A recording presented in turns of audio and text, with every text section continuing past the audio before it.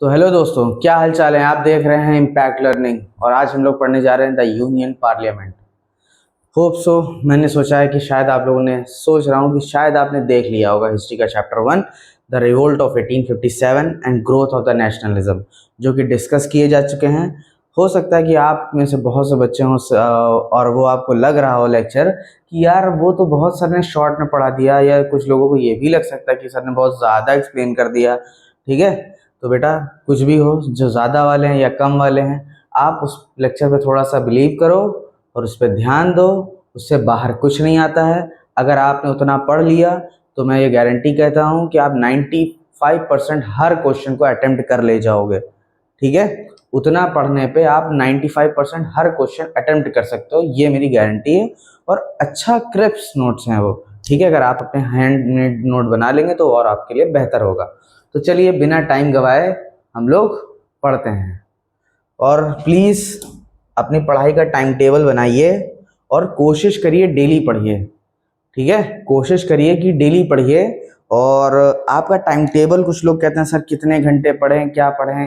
देखो, जहाँ तक मुझे मालूम है कि अभी छुट्टी होती है आपके स्कूल की, 1 to 2 PM हो जाती है।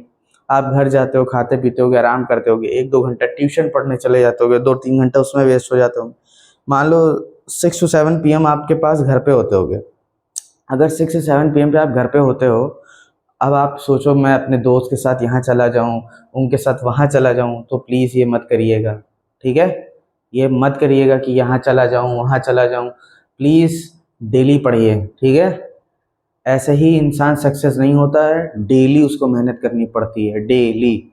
और ये भूल जाइए, मोटिवेशन जैसी कोई चीज़ होती नहीं है।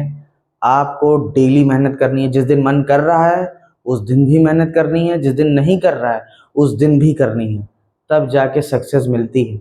इतनी आसानी से चीज़ें हासिल नहीं होती हैं। बिना मेहनत के कुछ नहीं मिलता इस दुनिया में। ठीक है, तो चलिए शुरू करते हैं। हम लोग का पढ़ने का तरीका बिल्कुल नॉर्मल है, वैसी तरह पढ़ेंगे। पहले हम लोग PYQs को देखेंगे कि पिछले सालों में कौन कौन से क्वेश्चन पूछे गए हैं इन चैप्टर से। जब आप ये देख लोगे कि इन चैप्टर से ये क्वेश्चन पूछे गए हैं, या इस चैप्टर से बोर्ड यही पूछ रहा है, या यही इसका क्राइटेरिया है, इतने क्वेश्चन इतनी डेप्थ को पूछा जा रहा है, तो हम लोग उसी तरह से पढ़ेंगे। हम लोग ना ज़्यादा एक्स्ट्रा बियॉन्ड पढ़ेंगे ना ही कम पढ़ेंगे। ठीक है, इतना पढ़ेंगे जिससे हम लोगों के नंबर आ सके। अल्टीमेट गोल क्या है हमारा?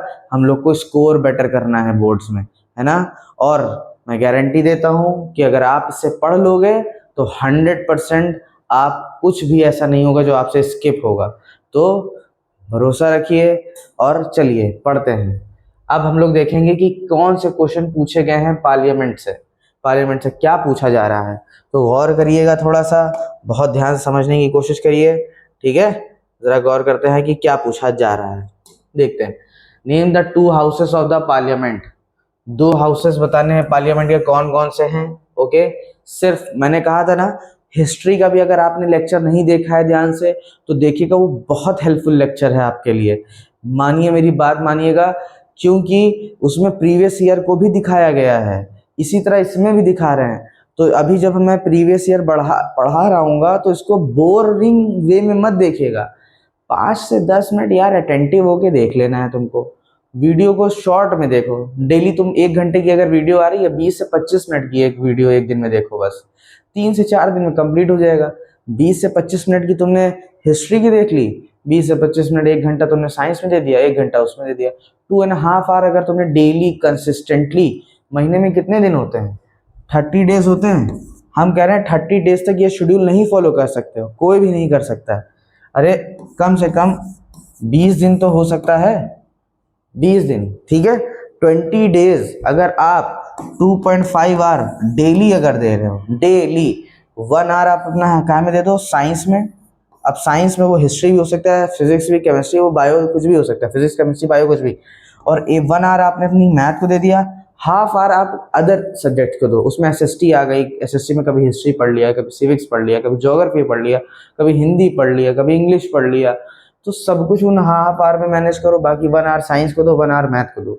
इतना सेल्फ स्टडी करना है। उस टाइम पे आपके पास कोई फ़ोन नहीं होना चाहिए, कुछ नहीं होना चाहिए। फोन को साइड में रखाइए, ये 2.5 आवर कंसिस्टेंटली आपको देना है, ठीक है। मैं एक्सपेक्ट करता हूं कि आप 20 डेज 2.5 आवर मन से दोगे, फोन हटा के अलग रख के दोगे। उसमें स्कूल का वर्क कंप्लीट करना नहीं आता, उसमें ये सब नहीं आता, उसमें सेल्फ अपना दिमाग यूज करके क्वेश्चंस लगाना, मैथ को, साइंस को पढ़ना, साइंस के क्वेश्चन लगाना, फिजिक्स में समझना।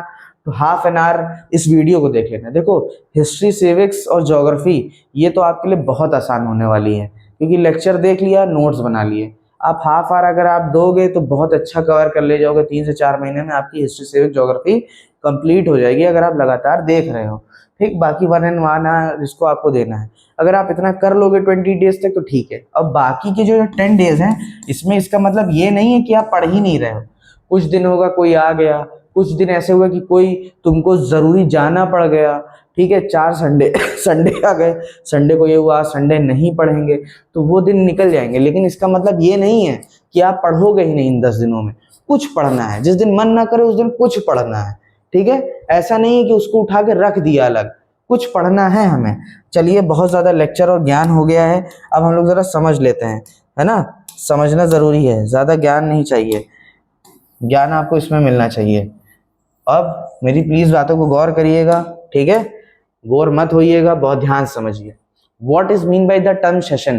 देखिए, सेशन पूछा जा रहा है, ठीक है। स्पीकर ऑफ द लोकसभा, ठीक है। टर्म पूछा जा रहा है राज्यसभा का, टर्म पूछा जा रहा है लोकसभा का, टर्म पूछा गया राज्यसभा का, लोकसभा का, स्पीकर पूछा गया है लोकसभा का। सेशन क्या होता है, 2 हाउसेस कौन से हैं, क्या है, what happened to the ruling government when a vote of confidence, no confidence is passed, no confidence वाला पूछा गया है, ठीक है। What is mean by constituency क्या होती है, ठीक है। प्रिविलेज, प्रिविलेज का मतलब क्या बेनिफिट है, क्या बेनिफिट है पार्लियामेंट के मेंबर को, ठीक है। फिर पूछ लिया गया है इलेक्ट कैसे किया जाता है राज्यसभा के मेंबर, ठीक है। Who elect the member of the Rajya Sabha, quorum of the Indian parliament, ठीक है। कोरम क्या होता है, ठीक है। क्वेश्चन आर क्या होता है, यहाँ पे कोरम पूछा गया है। तो इन सब चीजों को बहुत ध्यान से देख रहे हैं ना, बोर मत होइएगा। मैंने क्या कहा, बोर मत होइए, सिर्फ गौर करिए, सिर्फ सुनना ही तो है। सिर्फ 1 मिनट लगा के आपको 5 से 10 मिनट देखना ही तो है कि क्या क्या टॉपिक्स हैं जो बार बार पूछे जा रहे हैं, बस।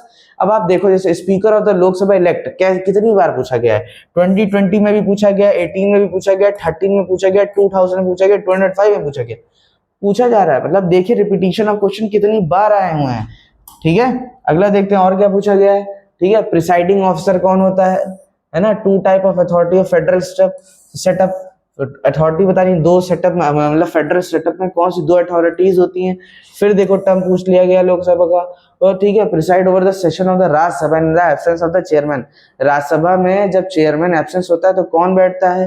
Name the bill that can originate in Rajya Sabha, कौन से बिल राज्यसभा में ओरिजिनेट हो सकते हैं, ठीक। हो सकता है कि बहुत से ऐसी बातें हों जो आपके नोट्स में ना कवर हो पाए, वो हम लोग प्रीवियस ईयर को एक बार देख के कर लेंगे, है ना।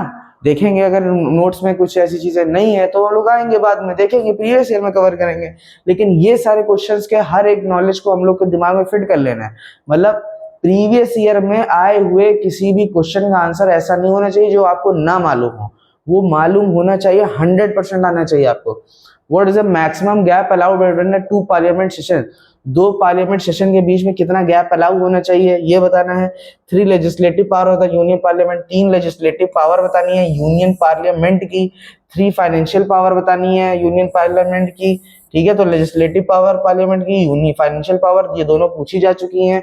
Explain the 3 reason to justify why the Lok Sabha more powerful than the Rajya Sabha, Lok Sabha क्यों ज्यादा पावरफुल है राज्यसभा से, ये पूछा गया है।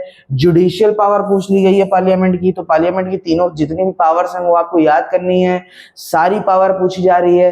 लेजिस्लेटिव पावर पूछी गई, फाइनेंशियल पूछी गई, जुडिशियल पूछी गई। Name the 3 instant when the parliament make law on the inter state list, तीन ऐसी बातें बताइए जब स्टेट लिस्ट क्या होती है, ये सब भी अभी हम लोग पढ़ेंगे कि स्टेट लिस्ट में कानून बना सकता है centre. What is mean by the term universal एडेड फ्रेंचाइजी क्या होती है, ठीक है, ये पूछा गया है। और आगे देखते हैं और क्या है। Name the main constituent of the Indian parliament. Indian parliament के मेन कॉन्स्टिट्यूएंट क्या है? Name one situation when both of the houses parliament meet for. ऐसी कौन सी सिचुएशन है जब पार्लियामेंट के सेशन के लिए दोनों पार्टीज को मिलना जरूरी है, मतलब बोथ दोनों हाउसेस का मिलना जरूरी होता है। What is mean bye residuary power? देखिए मतलब पार्लियामेंट की पावर्स पूछी गई हैं, सारी टर्म्स पूछे गए हैं। सेशन क्या होता है, ठीक है। Law making body, name the law making body कौन होती है यूनियन गवर्नमेंट की। What when can vice president cast a vote? Vice president कब अपना वोट डालता है राज्यसभा में? हो सकता है मैं थोड़ा ज्यादा और थोड़ा तेज बोल रहा हूँ, जल्दी बोल रहा हूँ, बस वजह सिर्फ एक है कि मैं नहीं चाहता कि आप इस चीज से बोर भी ना हो और आपके दिमाग में हिट भी कर जाए कि हाँ ये टॉपिक छुआ है। बस हम चाहते हैं एक हल्का सा टच आ जाए आपके दिमाग में कि हाँ ये टॉपिक यार पूछा गया है, तो शायद आप पढ़ते वक्त थोड़ा सा ध्यान दो, क्योंकि जो चीज पूछी गई वो रिपीट होगी 100% होती है। Mention one provision of the constitution clearly establish the supremacy of the Lok Sabha. एक प्रोविजन बता दो जिसकी वजह से लोकसभा ज्यादा सुप्रीम है, ठीक है, मनी बिल के मामले में।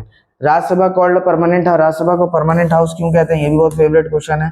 Name a minimum number of time Lok Sabha must meet in year, minimum कितनी बार लोकसभा मीट कर सकती है एक साल में। Who is the chairman of the Rajya Sabha, Rajya Sabha का चेयरमैन कौन होता है। With referral to the union parliament explain the power to make laws on the subject union concurrent. देखिए यूनियन लिस्ट, कॉन्करेंट लिस्ट, इन सब पे क्वेश्चन बन के आ रहे हैं, है ना। तो अगर हम देखें तो सिर्फ हम लोग क्या देखा अभी, हम लोग देख रहे हैं प्रीवियस ईयर को। Name any three of the Rajya Sabha power, Rajya Sabha की देखो 3 पावर पूछी है, ठीक। Name the procedure to be followed by the union parliament for passing a money bill, procedure पूछा है मनी बिल को पास करने का, ठीक है। अब discuss the relationship between the two houses of the parliament. अब ये तो यहाँ पे अब हम देख रहे हैं कि हम लोग का प्रीवियस ईयर का सेक्शन हम लोग ने कंप्लीट कर लिया है। अब ऐसा मत परेशान होइएगा कि ये ना सोचिएगा अरे प्रीवियस ईयर पहले कर दिया बाद में अब कैसे, पूरा लेक्चर पढ़ेंगे फिर आएंगे एक बार प्रीवियस ईयर पे। अगर देखेंगे क्या लेक्चर से पढ़े हुए नोट से क्या सारे क्वेश्चन हो पा रहे हैं, ठीक है।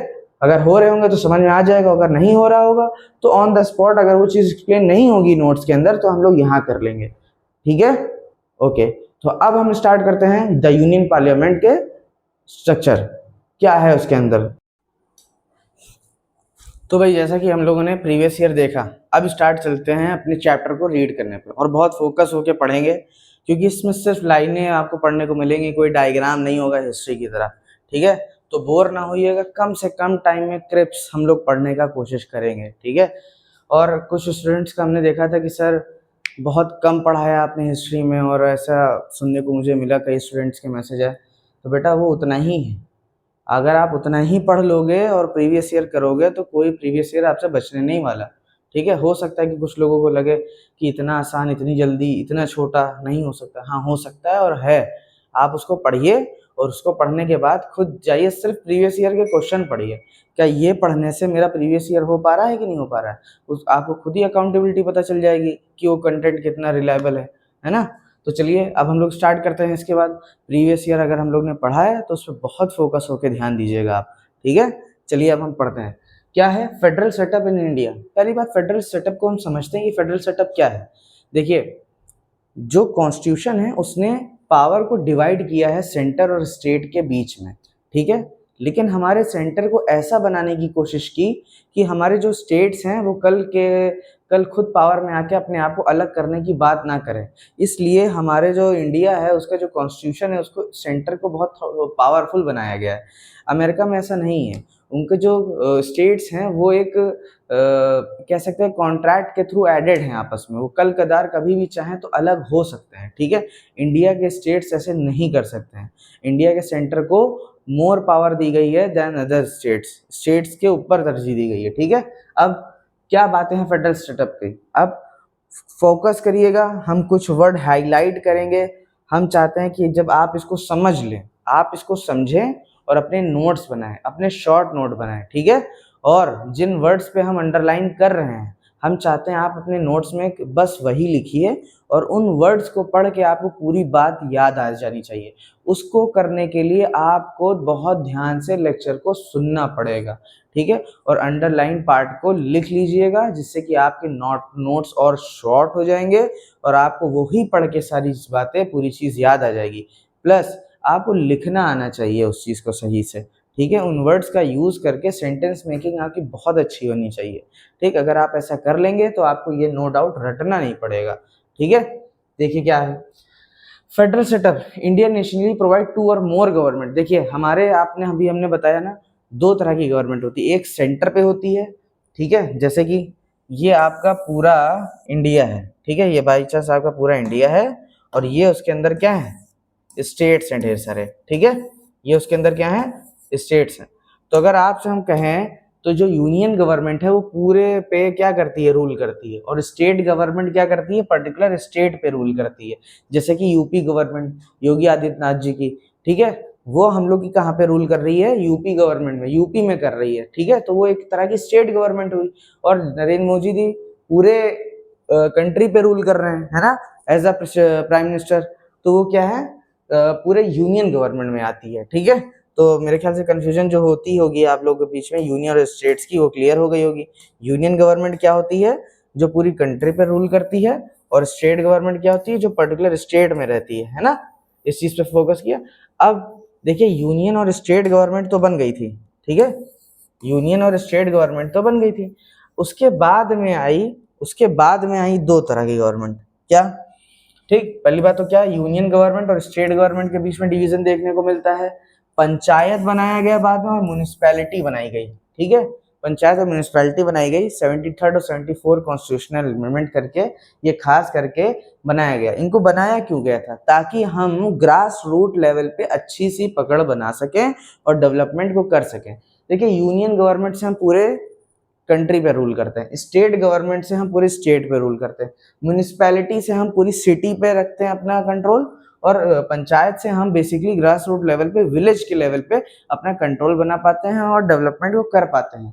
ठीक है, ये हमारे कंट्रोल को भी बढ़ाता है, और पर्टिकुलर हम एक कुछ सेक्शन पे बहुत अच्छे से गवर्न कर सकते हैं। ठीक है, अच्छा, पावर को जो डिवाइड किया जाता है सेंट्रल गवर्नमेंट और स्टेट में, ठीक है, उसमें सेंट्रल गवर्नमेंट क्या होती है, ज्यादा पावरफुल होती है। जैसे कि अभी हमने आपको बताया कि सेंट्रल गवर्नमेंट क्या होती है, ज्यादा पावर होती है। अब इंडिया में कितने इंडिया में कितने स्टेट्स हैं, 28 स्टेट्स हैं और 8 यूनियन टेरिटरीज हैं।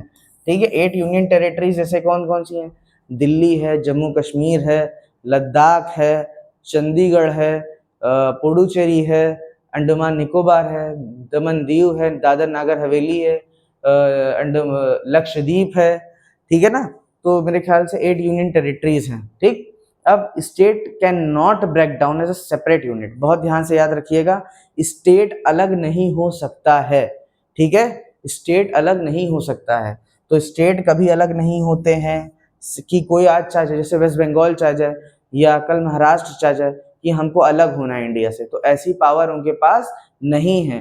प्रेसिडेंट क्या करेगा, फौरन स्टेट इमरजेंसी लगा देगा, और वहां से स्टेट के जो चीफ मिनिस्टर है उनको हटा दिया जाएगा। ठीक है, अब कोई भी, मतलब ये जान लीजिए, कोई भी स्टेट अलग नहीं हो सकता। ठीक है, इसी को फेडरल सेटअप कहते हैं। देखिए स्टेट और सेंटर के बीच में पावर तो डिवाइड है, लेकिन अगर स्टेट चाह जाए कि हम बहुत ज्यादा पावरफुल बन जाए अपने सेंट्रल के मुकाबले और सेंट्रल के खिलाफ खड़े हो जाए, तो इतनी पावर नहीं है स्टेट के पास। ठीक है, अच्छा, आगे क्या है, federal system only suitable system for a large country like India. अब इंडिया जैसी बड़ी कंट्रीज के लिए ही क्या है, फेडरल सेटअप को बनाया गया है। ठीक है, इंडिया जैसी बड़ी कंट्री के लिए ही क्या किया गया है, फेडरल सेटअप्स को बनाया गया है। देखो यहाँ पे बहुत सारे कल्चर हैं, कास्ट हैं, सिटीज हैं, लोगों की अलग अलग लैंग्वेजेस हैं, बिलीव्स हैं, रिलीजन है, तो हर एक स्टेट को देखिए, पहले तो ये हुआ था, इतना जान लीजिए, डेप्थ में जाने की जरूरत नहीं है, आपसे पूछा नहीं जाएगा इतना, बस ये जान लीजिए कि इतने सारे स्टेट्स डिवाइड किए गए हैं उन लोगों की सुटेबिलिटी के हिसाब से। और पहले था कि लिंग्विस्टिक बेसिस पे स्टेट्स को डिवाइड नहीं किया जाना चाहिए, बाद में हुआ, जिससे कि आप आंध्र प्रदेश जैसा स्टेट देखते हो ना, वो लैंग्वेज के बेसिस पे अलग बनाया गया है। फिलहाल ये जान लीजिए बस आप इतनी सी बात, कि जो फेडरल सिस्टम होता है वो बड़ी कंट्रीज के लिए बहुत ज़्यादा सुटेबल होता है। ठीक है, उनको उस बेसिस पे डिवाइड करते हैं। अब सुप्रीम कोर्ट स्टेट और सेंटर के बीच में, ठीक है, एज अ वॉल का काम करता है, कि वो उन दोनों की बीच में उनकी पावर को बनाए रखता है।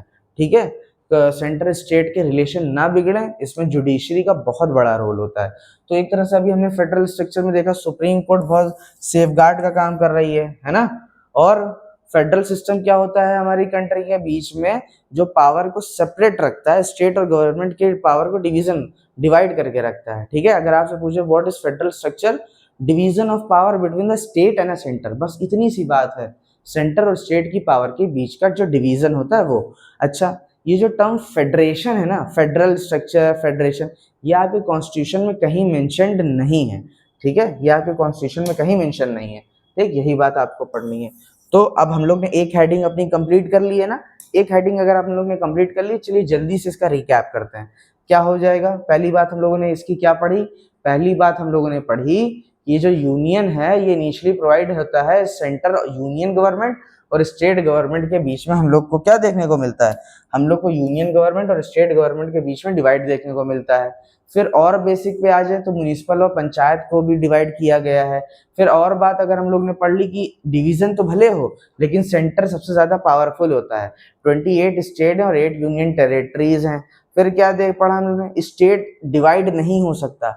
अगर आप कुछ मेन बातें अगर इसमें से पढ़ रहे हो तो स्टेट और सेंटर के बीच में जो पावर डिवीजन होती है उसी को फेडरल स्ट्रक्चर कहते हैं।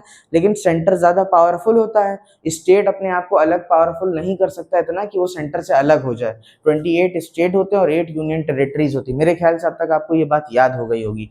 ठीक है, चलिए आगे बढ़ते हैं। अब पढ़ना important feature of federalism.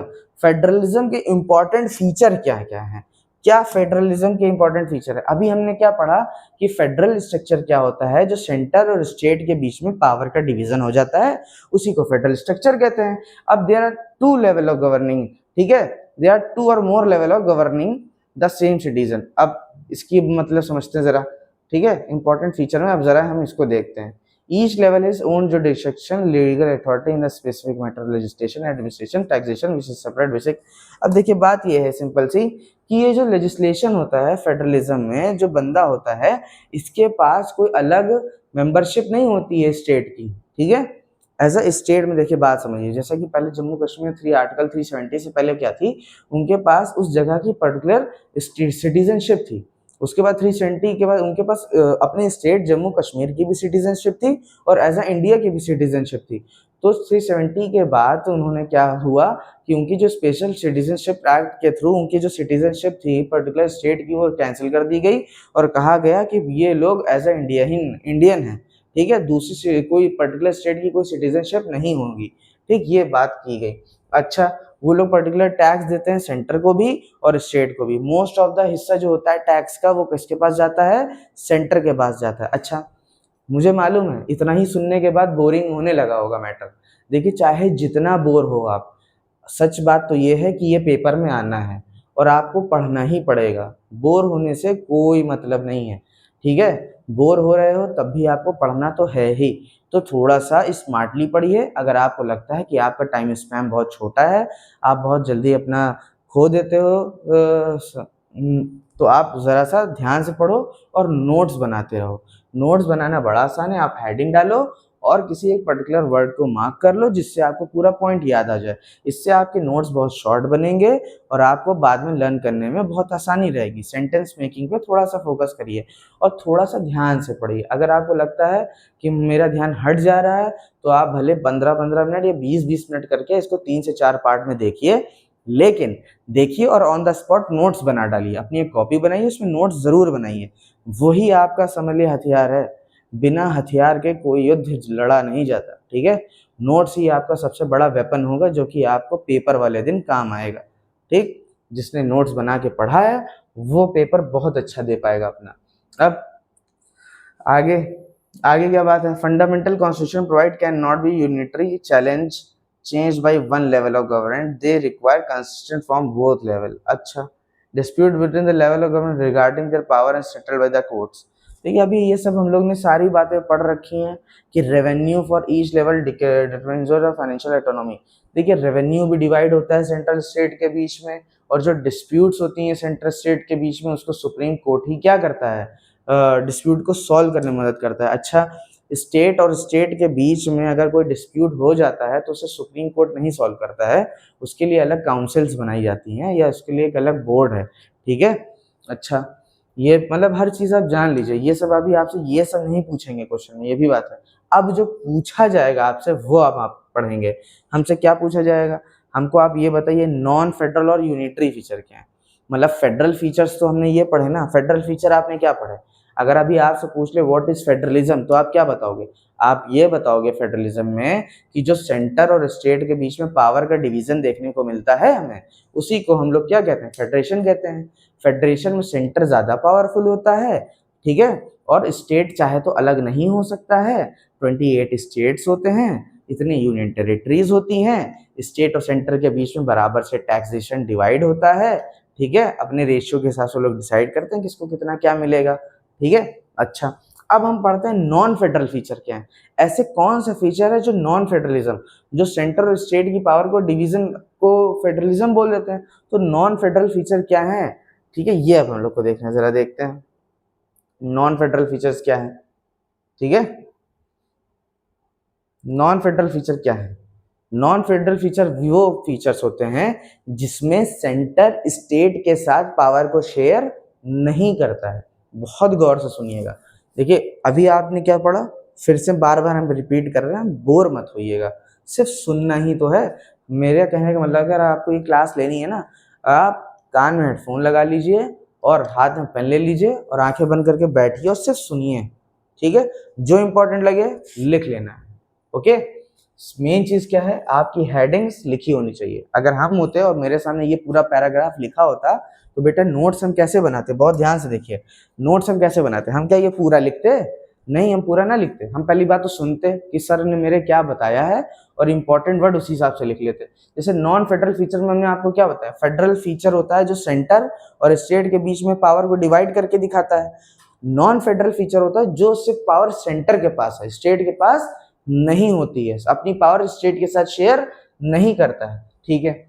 Non federal feature में क्या आता है, आ स्ट्रॉन्ग स्टेट, सेंटर, सेंटर का जो यूनियन गवर्नमेंट होती है, जो सेंटर पे होती है, जो दिल्ली पे बैठी गवर्नमेंट है, नरेंद्र मोदी जैसे प्रधानमंत्री हैं, वो क्या है, पूरे कंट्री के प्रधानमंत्री है ना, पूरे कंट्री पे उनका होल कंट्रोल है, तो वो होती है आपकी यूनियन गवर्नमेंट।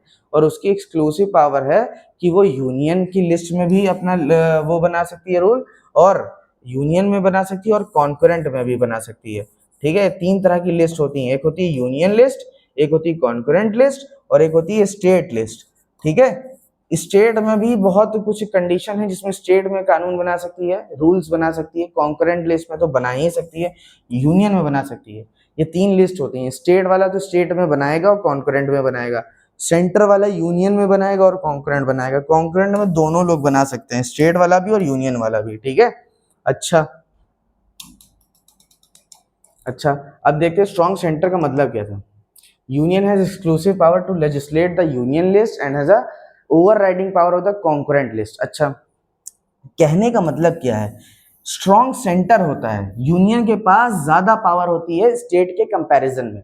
यूनियन गवर्नमेंट जो होती है वो यूनियन लिस्ट, मतलब यूनियन गवर्नमेंट या सेंटर गवर्नमेंट यूनियन लिस्ट में तो कानून बना सकती है, प्लस कॉन्करेंट लिस्ट में भी बना सकती है, ठीक है। मैंने बताया ना, यूनियन लिस्ट में बना सकती है, कॉन्करेंट लिस्ट में बना सकती है, और कॉन्करेंट लिस्ट में स्टेट गवर्नमेंट से ज्यादा पावर किसके पास होती है, यूनियन गवर्नमेंट के पास। अच्छा, लोग कुछ यही नहीं समझ पा रहे होंगे ये लिस्ट क्या है।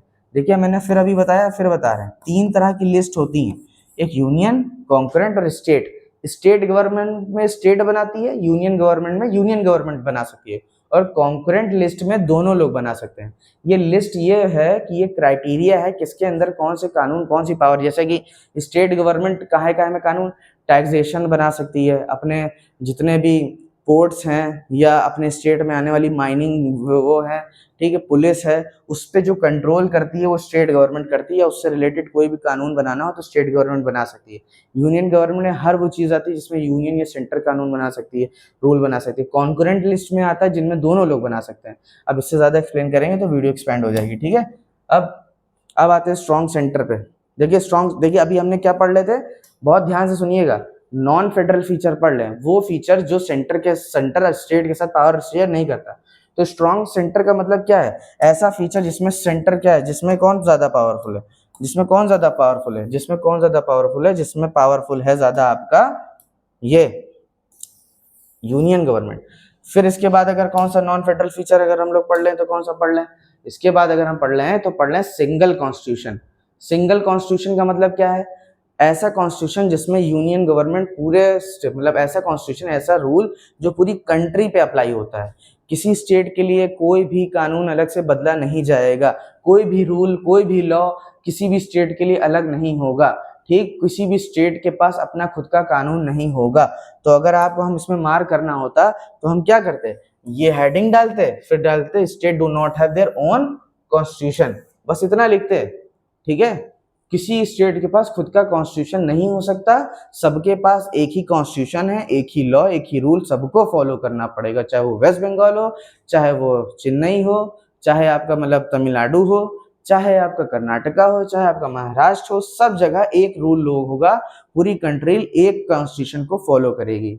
ये होता है सिंगल कॉन्स्टिट्यूशन। ठीक है, फिर आता है फ्लेक्सिबिलिटी ऑफ द कॉन्स्टिट्यूशन, कि जो सर्टेन कुछ प्रोविजंस ऐसे हैं जिसमें आप कानून को चेंज कर सकते हैं। ठीक, सिंपल 2/3 मेजोरिटी के साथ या सिंपल मेजोरिटी के साथ आप कानून को बदल सकते हैं।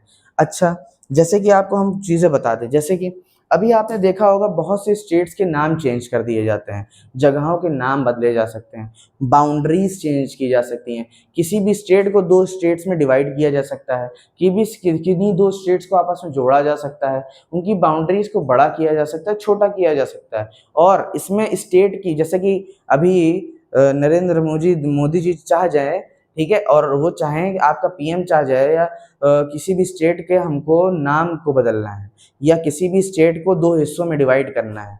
मान लीजिए आपका, जैसे कि यहीं यूपी की गवर्नमेंट से कहे कि हमको यूपी को 2 हिस्सों में डिवाइड करना है, ठीक है, तो यूपी के जो सीएम होंगे वो ऑब्जेक्शन नहीं कर सकते। ठीक है, कि नहीं आप इस स्टेट को 2 हिस्सों में डिवाइड नहीं कर सकते, कोई ऑब्जेक्शन नहीं कर सकता। किसी भी चीफ मिनिस्टर के पास इतनी पावर नहीं है कि अगर सेंटर से स्टेट में कह दिया जाए, मतलब अगर इंडिया के प्रधानमंत्री प्राइम मिनिस्टर ने कह दिया मुझे यूपी को 2 हिस्सों में डिवाइड करना है, तो इसका मतलब ये नहीं, कोई भी उसको मतलब रोक नहीं सकता chief minister.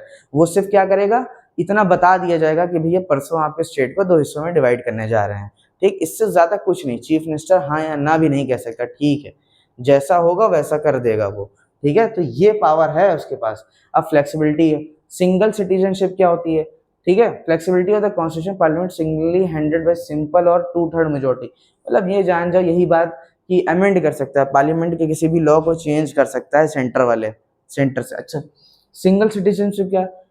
One common citizenship for all the people, मतलब पूरे स्टेट में एक सिटीजनशिप चलेगी, हर स्टेट में एक सिटीजनशिप होगी।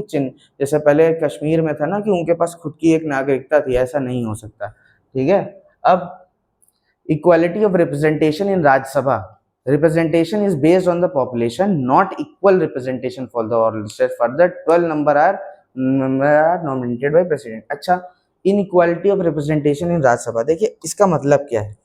मतलब ये है कि राज्यसभा में जिस स्टेट की जितनी पॉपुलेशन होती है, जैसे यूपी की पॉपुलेशन इंडिया में सबसे ज्यादा है, तो इसके सबसे ज्यादा मेंबर आपको राज्यसभा में देखने को मिलेंगे। पॉपुलेशन के बेसिस पे ही क्या किया जाता है, पॉपुलेशन के ही बेसिस पे आपको राज्यसभा में रिप्रेजेंटेशन मिलता है। जितने ज्यादा मेंबर होंगे, मतलब जितने ज्यादा पॉपुलेशन होगी आपकी स्टेट की, उतने मेंबर आपके होंगे वहां पे राज्यसभा के अंदर। ठीक है, अच्छा ये बात तो ठीक है। अभी आपने रिसेंटली में कुछ बच्चों ने सुना हो जो पॉलिटिक्स पे थोड़ा भी बहुत ध्यान देते हो, अभी कुछ दिन पहले पार्लियामेंट में एक बहुत बड़ा वो चल रहा था, डीलिमिटेशन बिल। ठीक है, जिसमें सेंटर और स्टेट्स के लोग आपस में उनकी सहमति नहीं थी। क्यों नहीं थी डीलिमिटेशन बिल में? क्योंकि अब नॉर्थ की पॉपुलेशन बहुत ज़्यादा बढ़ चुकी है और साउथ की पॉपुलेशन, उन्होंने पॉपुलेशन कंट्रोल की है। तो जिन्होंने पॉपुलेशन कंट्रोल की है, पॉपुलेशन के लिए सही डायरेक्शन में काम किया है, उनकी तो सीटें कम हो जाएंगी, और जिन्होंने कोई कंट्रोल नहीं किया, कुछ नहीं किया, उनकी पॉपुलेशन सेंटर में बढ़ जाएगी राज्यसभा के अंदर। अब जब उनकी पॉपुलेशन राज्यसभा के अंदर बढ़ जाएगी तो उनके पास अपने ज्यादा लोग होंगे। जब उनके लोग ज्यादा होंगे वहां पे, तो अगर उनको कोई भी बिल पास करना होगा तो वो क्या करेंगे? उनको साउथ वालों से मतलब ही नहीं होगा, साउथ वाले की वो बात सुनेंगे। जब किसी भी कानून को, जब उनके लोग ज्यादा होंगे तो किसी भी बिल को पास करवा देंगे, अपनी मनमानी करेंगे। इसीलिए लोगों के बीच में टेंशन थी इस बिल को लेके। चलिए, ये हम लोग का पार्ट नहीं है, लेकिन हम लोग इसमें समझ लिए। सिंगल सिटीजनशिप क्या होती है? पूरी कंट्री में एक तरह का एक मतलब एक सिटीजनशिप हो, एक नागरिकता हो। इनइक्वालिटी ऑफ रिप्रेजेंटेशन ये भी समझ गए होंगे। Existence of the union territories, देखिए यूनियन टेरिटरीज कुछ ऐसी होती हैं जिसपे सेंटर क्या होता है, देखिए वहां पे चीफ मिनिस्टर नहीं बनाए जाते, वहां पे चीफ मिनिस्टर नहीं होता, वहां पे क्या होता है जो सेंट्रल गवर्नमेंट होती है डायरेक्ट रूल करती है, जैसे कि दिल्ली, पुडुचेरी, ठीक है, दमन दीव, दादर नगर हवेली, अंडमान निकोबार, लक्षद्वीप, ठीक है, जम्मू कश्मीर, लद्दाख, इन सब जगह पे जो सेंटर होती है वो डायरेक्ट कंट्रोल करती है। सेंटर का एक बंदा जैसे कि गवर्नर को वहां पे बैठा दिया जाता है कि तुम इस देश उसकी मतलब केयर करो, ठीक है, इसको अकाउंटेबिलिटी उनसे मांगी जाती है और वो रिपोर्ट करते हैं प्रेसिडेंट को, और प्रेसिडेंट किसका होता है, पीएम का ही होता है। तो कुल मिला के यूनियन टेरिटरी पे डायरेक्टली कौन कंट्रोल करता है, सेंट्रल गवर्नमेंट कंट्रोल करती है, ठीक, कौन कंट्रोल करता है, सेंट्रल गवर्नमेंट कंट्रोल करती है, ठीक है। अब आगे देखते हैं क्या है, अब पढ़ते हैं the union parliament and Lok Sabha, जिसमें से सबसे ज्यादा क्वेश्चन पूछे जाते हैं आपके, ये वो टॉपिक में से एक टॉपिक है, ठीक है। इसमें सिर्फ अंडरलाइनिंग पार्ट को आप देखते रहिएगा, आराम से आता रहेगा, और बोर होंगे मुझे मालूम है, कोई बहुत अच्छी चीज नहीं पढ़ रहे। हिस्ट्री में तो फिर भी एक कहानी होती है, इंसान सुनता रहता है, चीजें चलती रहती हैं। आप इसमें अपने आप को इसी तरह से बनाए रख सकते हो कि शेड्यूल बना लो, मुझे 3 दिन लगातार ये वीडियो देखनी है, 3 पार्ट में देखनी, 20-20-20 या 25-25 मिनट्स की, तब आप बने रहोगे और नोट्स भी बन जाएंगे आपके। अब यूनियन लेजिस्लेचर में सबसे पहले आता है पार्लियामेंट। देखिए पार्लियामेंट क्या होता है, पार्लियामेंट में 3 लोग होते हैं, जैसे कि, ठीक है, पहले आपका होता है लोकसभा, और एक होती है राज्यसभा, और फिर आता है प्रेसिडेंट। ये तीनों लोग मिलके पार्लियामेंट होती है। जब आप पार्लियामेंट वर्ड का यूज करते हो तो इसका मतलब ये तीनों लोग होते हैं, ठीक है, उसमें क्या आते हैं, ये तीनों लोग आते हैं। अच्छा अब देखते हैं, union legislature comprises president, the लोग 2 हाउसेस ऑफ द पीपल, ठीक है, आप देखिए यहाँ से बहुत ध्यान से सुनिएगा, हाउस ऑफ द पीपल कहते हैं किसको, हाउस ऑफ द पीपल किसको कहते हैं, लोकसभा को, ठीक, और काउंसिल ऑफ स्टेट किसको कहते हैं, हमारे राज्यसभा को। देखिए राज्यसभा को इस नाम से भी पूछा जा सकता है, लोकसभा को इस नाम से भी पूछा जा सकता है, तो दोनों नाम को बहुत ध्यान से समझिएगा, ठीक है। टर्म लोकसभा में जो जीत जाए, लोकसभा कैसी होती है, देखिए आपके यहाँ देखिए इलेक्शन होते होंगे, इलेक्शन होते हैं ना, देखिए 2 जगह वोट पड़ते हैं, एक आप वोट डालते हो मेंबर ऑफ पार्लियामेंट बनाने के लिए, एक वोट डालते हैं मेंबर ऑफ लेजिस्लेटिव असेंबली बनाने के लिए। जिसको आप सांसद बोलते हो ना, ठीक है, जिसको आप सांसद बोलते हो वो कौन होता है, मेंबर ऑफ पार्लियामेंट होता है। और जिसको आप बोलते हो ना चाचा हमारे विधायक हैं, तो ये विधायक जी बैठते हैं आपके एमएलए, ठीक, जैसे कि बाराबंकी में हम रहते हैं ना, मैं बाराबंकी यूपी का हूँ, ठीक, तो जैसे कि एमएलए हैं, विधायक हैं, अगर आपके जो बाराबंकी के विधायक हैं वो कहाँ जाके बैठेंगे, जो विधायक है MLA, minister of legislative assembly, वो लेजिस्लेटिव असेंबली में बैठेंगे, स्टेट लेजिस्लेटिव असेंबली में, ये कहाँ बैठेंगे जाके, बहुत ध्यान से समझिएगा, ये बैठेंगे स्टेट लेजिस्लेटिव, ठीक है, स्टेट लेजिस्लेटिव असेंबली में बैठेंगे, वो स्टेट लेजिस्लेटिव असेंबली में बैठेंगे। अच्छा स्टेट लेजिस्लेटिव यूपी की एक है, ठीक है, यूपी की एक स्टेट लेजिस्लेटिव असेंबली है जहाँ पे योगी आदित्यनाथ जी और उनकी पूरी गवर्नमेंट के लोग और अपोजिशन बैठता है, ठीक, अखिलेश यादव जी और उनके लोग बैठते हैं, ठीक है। तो लेजिस्लेटिव स्टेट लेजिस्लेटिव असेंबली वो है, जब आप विधायक चुनते हो तो वो विधायक मतलब मिनिस्टर ऑफ लेजिस्लेटिव असेंबली जाके कहाँ सेट करते हैं, स्टेट लेजिस्लेटिव असेंबली में सेट करते हैं। अब ये बात क्लियर हो गई। जब आप दूसरा वोट डालते हुए होता है मेंबर ऑफ पार्लियामेंट का, उनको कहते हैं सांसद, ठीक है, समझ में आया। जो सांसद होते हैं वो जाके कहाँ बैठते हैं, लोकसभा में, ठीक है। ये बात बहुत क्लियर कर लिएगा, ये क्लियरिटी होगी तभी आप प्रेसिडेंट वाइस प्रेसिडेंट आगे समझ पाओगे आगे वाले चैप्टर, तो इसको बहुत ध्यान से समझिएगा। ये भी क्लियर करते जा रहे हैं, हो सकेगा तो नोट्स में एक साइड में अपने मार्क बनाइएगा, उसमें लिख लीजिएगा ये सब चीजें, ठीक है, ये इंपॉर्टेंट है, ठीक है। अब समझते हैं जरा टर्म क्या होता है। देखिए 5 साल के लिए लोग आते हैं, 5 ईयर, तो टर्म में हम सिर्फ 5 डालेंगे और कुछ लिखेंगे, लेकिन ये चाहें तो प्रेसिडेंट क्या कर सकता है, प्रेसिडेंट एडवाइस प्राइम मिनिस्टर, देखिए dissolve earlier by the president, president चाहे तो पहले ही अपने ये 5 साल के इनके काम को खत्म कर सकता है, मतलब 5 साल तक रूल करते हैं, वो प्रेसिडेंट चाहे तो 5 साल से पहले इनको हटा दे, किसकी एडवाइस पे, प्राइम मिनिस्टर की एडवाइस पे। जैसे कि अभी आपने राघव चड्ढा के बारे में सुना होगा, ठीक है, या किसी भी पार्टी के किसी भी एक मेंबर को ले लीजिए, ठीक है, किसी का नाम लेके नहीं कहते हैं, देखिए, अगर चीफ मिनिस्टर चाहे या प्रेसिडेंट चाहे, उनका कोई मेंबर हो, वो उनके खिलाफ बातें कर रहा हो, अपनी ही पार्टी के खिलाफ बोल रहा हो, अपनी ही पार्टी के खिलाफ काम कर रहा हो, तो उस पार्टी का जो लीडर होता है, जैसे कि प्रेसिडेंट है, ये सॉरी प्राइम मिनिस्टर हैं, ये चीफ मिनिस्टर हैं, वो चाहे तो अपनी ही पार्टी के मेंबर को हटा सकते हैं। लेकिन वो तो पहले क्या कहेंगे, या तो कहेंगे अपने मेंबर से कि तुम रेजिग्नेशन दो और मेरी पार्टी से या सीट छोड़ के निकलो। अगर वो बंदा उनके कहने पे वो बात नहीं मानेगा, तो प्राइम मिनिस्टर क्या करेंगे, प्रेसिडेंट से कहेंगे कि इस बंदे को हटा दो। प्रेसिडेंट के पास पावर होती है किसी भी member of council of minister को हटा देने की, एडवाइस पे किसकी, पीएम की।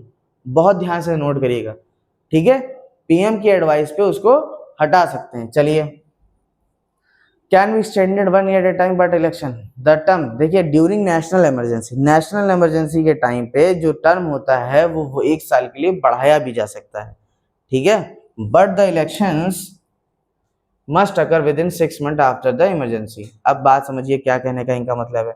इनका कहने का मतलब है कि देखिए, जो टर्म होता है ना, वो 5 साल के लिए क्या होता है, घटाया बढ़ाया जा सकता है, ठीक है, कब, नेशनल इमरजेंसी के टाइम। जब अगर हम किसी से वॉर की कंडीशन में होते हैं अदर कंट्री से, तो हम इसको घटा भी सकते हैं और बढ़ा भी सकते हैं, डिपेंड करता है, ठीक है, 1 साल में। लेकिन जैसे ही वॉर या नेशनल इमरजेंसी हटेगी, 6 मंथ के अंदर हम लोग को फिर से इलेक्शन कराने होंगे। ये बात नोट कर लीजिएगा। देखिए, जो जो बातें इंपॉर्टेंट है इसमें नोट करिएगा। पहले आप हेडिंग डालिए यूनियन पार्लियामेंट एंड लोकसभा, उसमें फिर आप लिखिए कि ये पार्लियामेंट में 3 स्ट्रक्चर बनेंगे, कैसे, लोकसभा, फिर राज्यसभा, फिर प्रेसिडेंट। लोकसभा राज्यसभा लिखिए और लोकसभा के बगल में नाम लिखिए इसका, राज्यसभा के बगल में नाम लिखिए इनका, ठीक है। फिर टर्म लिखिए, हेडिंग डालिए, टर्म में डालिए 5 ईयर, ठीक है, 5 ईयर डाल लिया। फिर ये भी डालिए, ये पॉइंट लिख लीजिए कि अगर प्राइम मिनिस्टर चाहे तो एडवाइस करेगा प्रेसिडेंट को और किसी भी मेंबर ऑफ पार्लियामेंट को हटा सकता है अगर उनकी बात ना माने। दूसरी बात क्या लिख लेनी है कि जो टर्म होता है वो 5 साल से ज्यादा इंक्रीज किया जा सकता है सिर्फ एक कंडीशन पे, अगर नेशनल इमरजेंसी लग गई हो।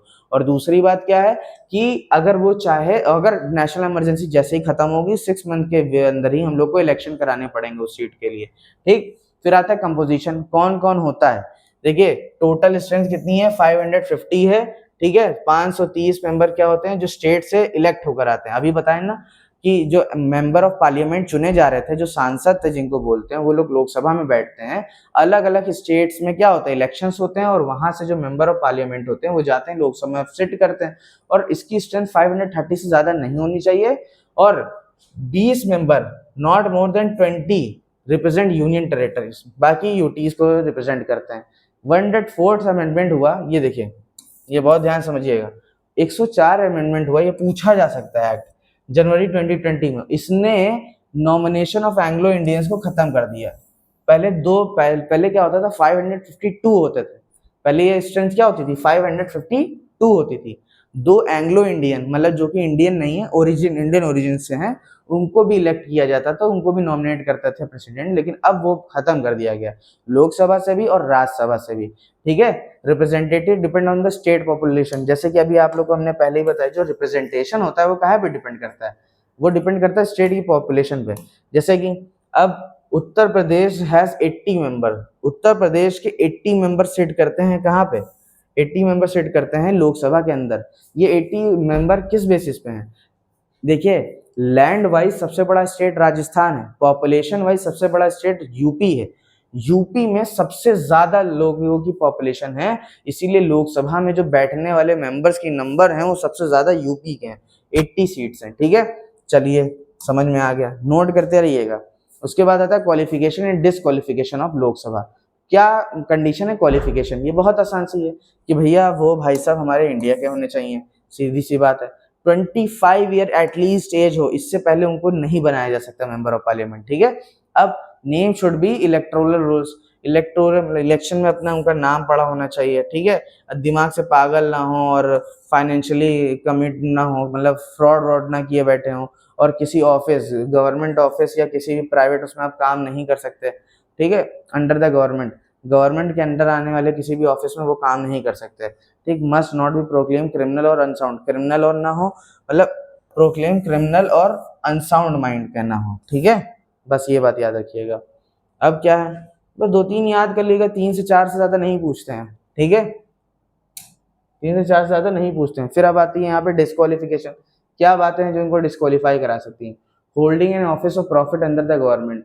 देखिए अभी पीछे पढ़ ही चुके हैं, कोई भी ऑफिस ना करें गवर्नमेंट के अंदर, किसी भी ऑफिस में वो फिट मतलब बैठे ना, गवर्नमेंट के अंदर किसी भी ऑफिस में वो काम नहीं कर सकते अगर उन्होंने गवर्नमेंट में है, ठीक। वो अनसाउंड माइंड के ना अगर डिक्लेयर कर दिए गए तो हटा दिए जाएंगे, डिस्क्वालीफाई कर दिए जाएंगे, ठीक। इंसॉल्वेंट अगर डिक्लेयर कर दिया तो हटा दिए जाएंगे। Being a citizen of India और voluntary acquiring the foreign citizenship. अगर इंडिया के सिटीजनशिप हैं और कहीं और की उन्होंने नागरिकता ले ली, मतलब सिटीजनशिप इंडिया के थे और उन्होंने यहाँ से इलेक्शन लड़ा, इलेक्शन जीत गए, फिर वो वहां पे बन गए, फिर उन्होंने कहीं और बन गए तो कहीं और की सिटीजनशिप ले ली, तो उनको यहाँ की नागरिकता से हटा दिया जाएगा पहली बात तो, और यहाँ से उनकी सीट जो उन्होंने जीती होगी वो भी छीन ली जाएगी, ठीक है।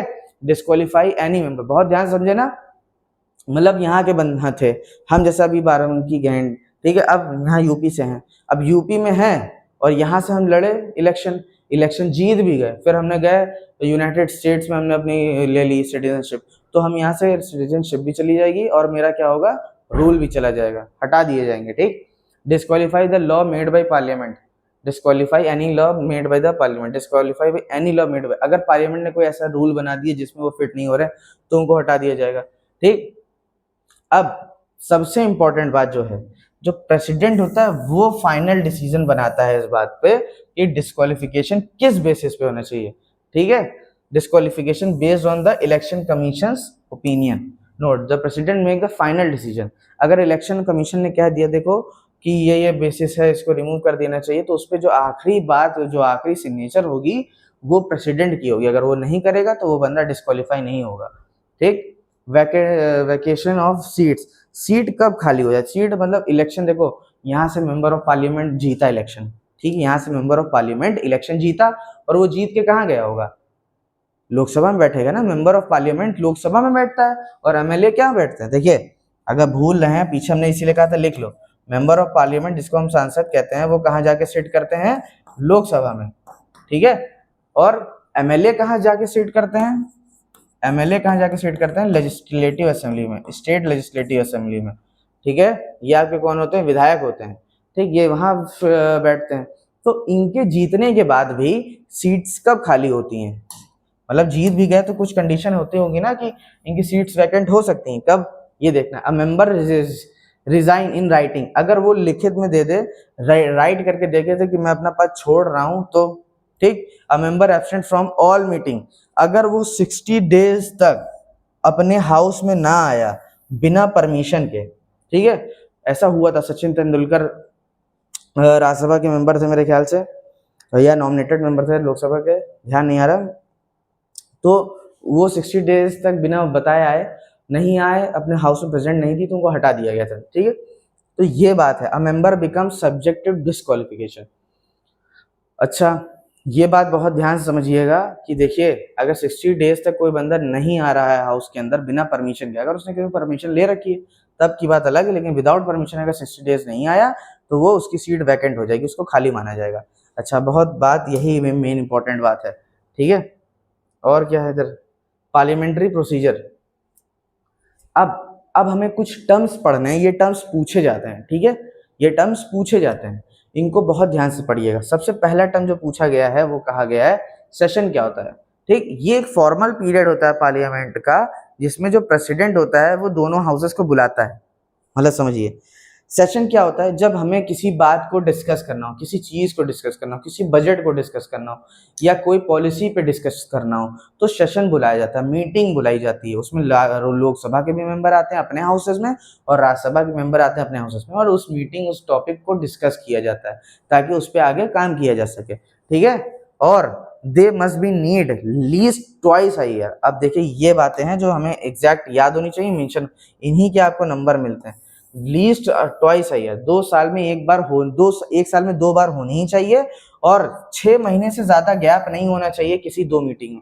मतलब ये नहीं कि एक मीटिंग अगर आज हुई है तो 6 मंथ आपको दूसरी मीटिंग रखनी ही पड़ेगी, इससे कम में बात नहीं होगी, ठीक। अब यहाँ पे कई तरह के सेशंस होते हैं, बजट होता है मानसून वाला और विंटर, ठीक है, मानसून विंटर बजट डिस्कस किए जाते हैं। अब ये सेशन क्या होता है, इसके अंदर की 3 इंपॉर्टेंट बातें हम लोगों ने पढ़ रखी हैं। पहली क्या है कि ट्वाइस अ ईयर होना चाहिए, दूसरी क्या है 6 महीने के अंदर होनी चाहिए 2 मीटिंग्स, और बजट्स कितने टाइप के होते हैं, मतलब सेशंस कितने टाइप के होते हैं, बजट डिस्कस किया जाता है मानसून और विंटर दोनों। ठीक है, अच्छा अब आगे आते हैं। अब पढ़ते हैं अगला टर्म जो है वो है कोरम। कोरम क्या होता है? ठीक है, minimum number of member required to present to transact the business. ठीक, 1/10। अब देखिए कुछ मैटर नहीं करता, ये नंबर बहुत याद रखिएगा। 1/10 ऑफ द मेंबर प्रेजेंट होने चाहिए, कम से कम 1/10 उस हाउस के 1/10 मेंबर होने ही होने चाहिए किसी भी मीटिंग को कंडक्ट करने के लिए। पता चला हाउस में 500 मेंबर हैं, ठीक है, और 1/10 कितना हुआ 500 का? 50 मेंबर। एटलीस्ट 50 मेंबर तो होने ही चाहिए किसी भी बिजनेस को डिस्कस करने के लिए। कोई भी मीटिंग अगर आपको करनी है तो एटलीस्ट कोरम के मेंबर होने चाहिए। ठीक है, अब ये मेंबर नहीं होगी, मतलब पता चले कि क्लास है, जैसे कि क्लास होती है 50 बच्चे से हैं, आए 2 बच्चे हैं, अब टीचर क्या करेगा? पढ़ाएगा थोड़ी ना मन से, या भाई टीचर अलग है, टीचर के में चल जाएगा, लेकिन यहाँ नहीं चलता। ठीक, अर्जेंट मीटिंग फिर देर नो करो। अब स्पीकर मीटिंग खत्म कर देता है अगर कोरम नहीं मेंटेन होगा। क्वेश्चन आर क्या होता है? ये पहला आर होता है वर्किंग डे का, किसी भी वर्किंग डे का ये पहला आर होता है। ठीक है, ये कितनी बजे स्टार्ट होता है? 11 AM पे। इसमें क्या होता है? इसमें क्वेश्चन रिजर्व कर लिए जाते हैं, पूछे जाते हैं। ठीक, जो अपोजिशन होती है, अपोजिशन गवर्नमेंट, जैसे अभी राहुल गांधी अपोजिशन मेंबर के वो है ना, अपोजिशन में है, और इधर जो पावर में गवर्नमेंट है, तो अपोजिशन गवर्नमेंट क्वेश्चन करती है पावर में जो गवर्नमेंट है उनसे कि आपने ये कैसी पॉलिसी बना दी है, या क्या काम किया, या क्या काम हो रहा है, उस पर उनकी अकाउंटेबिलिटी मांगी जाती है। ठीक है, तो ये क्वेश्चन आर में क्वेश्चन पूछे जाते हैं। हम लोग को क्या पढ़ना है? Type of questions. सबसे पहले ध्यान दिए, गौर करिए यहाँ पे कि क्या लिखा हुआ है। यहाँ पे लिखा है रिक्वायर्ड 10 डे नोटिस। इसका मतलब क्या है? देखिए, क्वेश्चन आर होता है जब जो अपोजिशन पार्टी होती है वो जो प्रेजेंट में पावर में गवर्नमेंट है उनसे क्वेश्चन पूछती है उनके कामों के लिए। ठीक है, कि आपने क्या काम करवाया, या कोई पॉलिसी पास कर रहे हैं, या कोई बिल पास कर रहे हैं, या कोई नया रूल बना रहे हैं, तो उसको क्वेश्चन कर सकते हैं या उनके काम की अकाउंटेबिलिटी मांग सकते हैं। ठीक है, उसके लिए उन्हें 10 दिन पहले नोटिस देनी होती है, ताकि वो जो पार्टी पावर में है वो उसका एक पर्टिकुलर आंसर या एक पर्टिकुलर मैनर में आंसर जनरेट करके लोगों को दे सके। ठीक है, मतलब लोगों को क्या, लोगों को भी तो होता है ना, लोकसभा देखिए एक चैनल आता है टीवी पे, वो लोग टेलीकास्ट करते हैं, तो अपोजिशन और लोकल वहाँ पे जो अपोजिशन में पार्टी बैठी उन दोनों को आंसर किया जा सके। अच्छा, अब 3 तरह के क्वेश्चन आ रहे होते हैं, एक होता है स्टार्टेड, एक होता है अनस्टार्टेड, एक होता है शॉर्ट नोटिस क्वेश्चन। देखिए, स्टार्टेड क्वेश्चन होते हैं जो ओरली वर्बली पूछ लिए जाते हैं ऑन द स्पॉट। ठीक है, उसमें कई क्वेश्चन आंसर पूछ सकते हैं हम लोग, क्रॉस क्वेश्चन किया जा सकता है। फिर आता है अनस्टार्टेड क्वेश्चन, ये रिटन फॉर्म में दिया जाता है, जैसे कि ये आपने पढ़ा ना कि ये आपसे सप्लीमेंट्री क्वेश्चन भी इसमें सप्लीमेंट्री क्वेश्चन भी पूछे जा सकते हैं और ओरली पूछा जाता है। इसमें क्या होता है, आप सप्लीमेंट्री क्वेश्चन नहीं पूछ सकते, आपको रिटन फॉर्म में क्वेश्चन पूछा हो जाता है, रिटन फॉर्म में आपको आंसर मिलता है, और इसमें आप सप्लीमेंट्री क्वेश्चन मतलब बीच में से अगर कोई क्वेश्चन पुटअप करना है तो आप नहीं कर सकते। थर्ड आता है शॉर्ट नोटिस क्वेश्चन। अगर कोई अर्जेंट मैटर को सडनली डिस्कस करना है तो उसमें इस नोटिस डे से पहले भी आप थोड़ा सा टाइम होता है, उसको उस नोटिस पीरियड के अंदर ही आप क्या कर सकते हैं, नोटिस भेज के क्या कर सकते हैं, क्वेश्चन को पूछ सकते हैं। मतलब ऐसे क्वेश्चन जिसमें लेस देन 10 डे की नोटिस लगती है। मतलब पहले नॉर्मली क्या होता है, आपको एक नोटिस देनी होती है 10 दिन पहले कि आपको ये क्वेश्चन पूछने हैं, फिर आप क्या करते हो, एक है ये शॉर्ट आंसर में 10 दिन से कम की नोटिस डे होता है। बस इतना सा फर्क है इन दोनों में। ठीक है, नॉर्मली और इसमें, कि इसमें 10 दिन से कम डे की नोटिस पीरियड होता है, और नॉर्मली में क्या होता है कि 10 दिन का होता है। ठीक, अब आता है जीरो आर। जीरो आर होता है जब क्वेश्चन आर कंप्लीट हो जाता है तो 12 o'clock से चालू होता है आपका जीरो आर। ये क्वेश्चन आर के जस्ट बाद होता है। इसमें जो मेंबर्स होते हैं वो हर तरह के क्वेश्चन पूछ सकते हैं विदाउट नोटिस और परमिशन के। देखिए, क्वेश्चन आर और जीरो आर में यही फर्क है, क्वेश्चन आर में आपको नोटिस देनी पड़ेगी पर्टिकुलर 10 दिन पहले, समझ रहे हो ना, 10 दिन पहले आप नोटिस दोगे तब जाके आप कोई क्वेश्चन पूछ सकते हो। उसमें 2 तरह के होते हैं, एक में 10 दिन की नोटिस लगती है, एक में 10 दिन से कम की लगती है। जिसमें 10 दिन से कम की नोटिस लगती है वो शॉर्ट नोट में आ जाता है, जिसमें 10 दिन की लगती है वो स्ट्रेटेड क्वेश्चन होते हैं, वो ओरल टाइप के होते हैं, उसमें आप क्रॉस क्वेश्चनिंग या सप्लीमेंट्री क्वेश्चन कहते हैं ना, वो पूछ सकते हैं। अनस्ट्रेटेड में होता है जिसमें रिटन फॉर्म में पूछा जाता है, मतलब रिटन फॉर्म में क्या, आपको लिख के मिलेगा, देना पड़ेगा क्वेश्चन, लिख के ही आपको आंसर मिलेगा। अच्छा, फिर आता है 0 आवर। 0 आवर क्वेश्चन आवर के जस्ट बाद होता है, जो 12 o'clock के बाद चलता है। इसमें हर तरह के क्वेश्चन पूछते हैं अपोनेंट, ठीक है, अपोजिशन पार्टी, और वो विदाउट परमिशन और विदाउट नोटिस होता है। फिर आता है मोशन। कोई भी प्रपोजल, किसी भी चीज को प्रपोजल लेके जब लोगों की सहमति बनती है तो एक बिल बनाया जाता है, एक रूल बनाया जाता है। उसको हम लोग क्या कह सकते हैं, एक फॉर्मल मोशन की हमको ये काम करवाना है, उसके लिए लोगों की सहमति से एक बिल पास होता है। एक तरह से कह सकते हो एक मोशन चलता है कि हमको ये बिल पास कराना है, ये चीज पास करानी, ठीक है। एक फॉर्मल प्रपोजल होता है जो रिटन फॉर्म में होता है, जिसपे लोगों की ओपिनियन मांगी जाती है कि आप इससे सहमत हैं या नहीं है, उसे मोशन बोल देते हैं। एडजमेंट मोशन क्या होता है? एडजमेंट मोशन ऐसा होता है जब कोई कह सकते हो अर्जेंट ऐसा या कोई सडन इंसिडेंट हैपन हो जाए, जैसे कि नेचुरल डिजास्टर आ जाए, या नेशनल क्लैमिटी आ जाए, या कोई कम्युनल टेंशन हो जाए, या कोई भी ऐसा मैटर जो सडनली डिस्कस करना हो। पता चले मानसून पीरियड में, मानसून सेशन का बजट सेशन या कोई बजट सेशन डिस्कस हो रहा है, अब वहाँ पे ऐसा कोई वॉर हो जाए किसी पार्ट में, जैसे कि अभी मणिपुर में वॉर हो गया था, है ना, एग्रेशन हो रहा था। अब ऐसा कोई मैटर अर्जेंट हो जाए तो गवर्नमेंट क्या करती है, जो प्रेजेंट मैटर वो डिस्कस कर रही है उसको क्लोज करके सडन उस मैटर को डिस्कस किया जाएगा, ताकि उस मैटर को जल्दी से जल्दी रिजॉल्व किया जा सके, ठीक है। ऐसा कोई अर्जेंट मैटर अगर उभर के आता है सामने तो उसमें अर्जेंट मोशन पास करते हैं और सडनली उस मैटर को डिस्कस करते हैं, जो चल रहा होता है उस मैटर को क्लोज कर देते हैं थोड़ी देर के लिए, ठीक है। फिर आता है नो कॉन्फिडेंस मोशन। देखिए नो कॉन्फिडेंस मोशन कौन आता है? No confidence motion opposite party जो पावर में नहीं है, ठीक है, किसके खिलाफ लाती है? वो उस गवर्नमेंट के जो पावर में है। जैसे कि अभी आप देखते हैं बीजेपी की गवर्नमेंट पावर में है, तो इनके खिलाफ, इनकी कोई चीज से ना सहमत होके अपोजिशन वाले इनके खिलाफ नो कॉन्फिडेंस मोशन ले आए, ठीक है।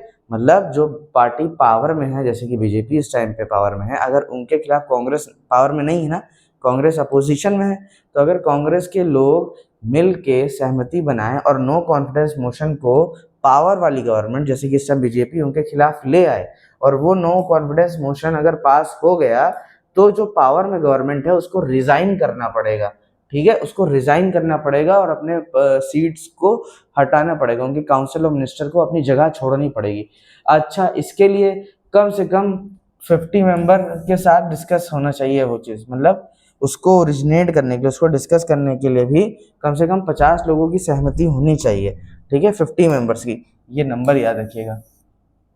अच्छा, if it is pass government को रिजाइन करना पड़ेगा। कॉन्फिडेंस मोशन क्या होता है? तो कॉन्फिडेंस मोशन बस इतना से जान लिए कि अपनी मेजोरिटी प्रूव करना ही कॉन्फिडेंस मोशन जब पास किया जाता है तो ये दिखाया जाता है कि हम मेजोरिटी में हैं।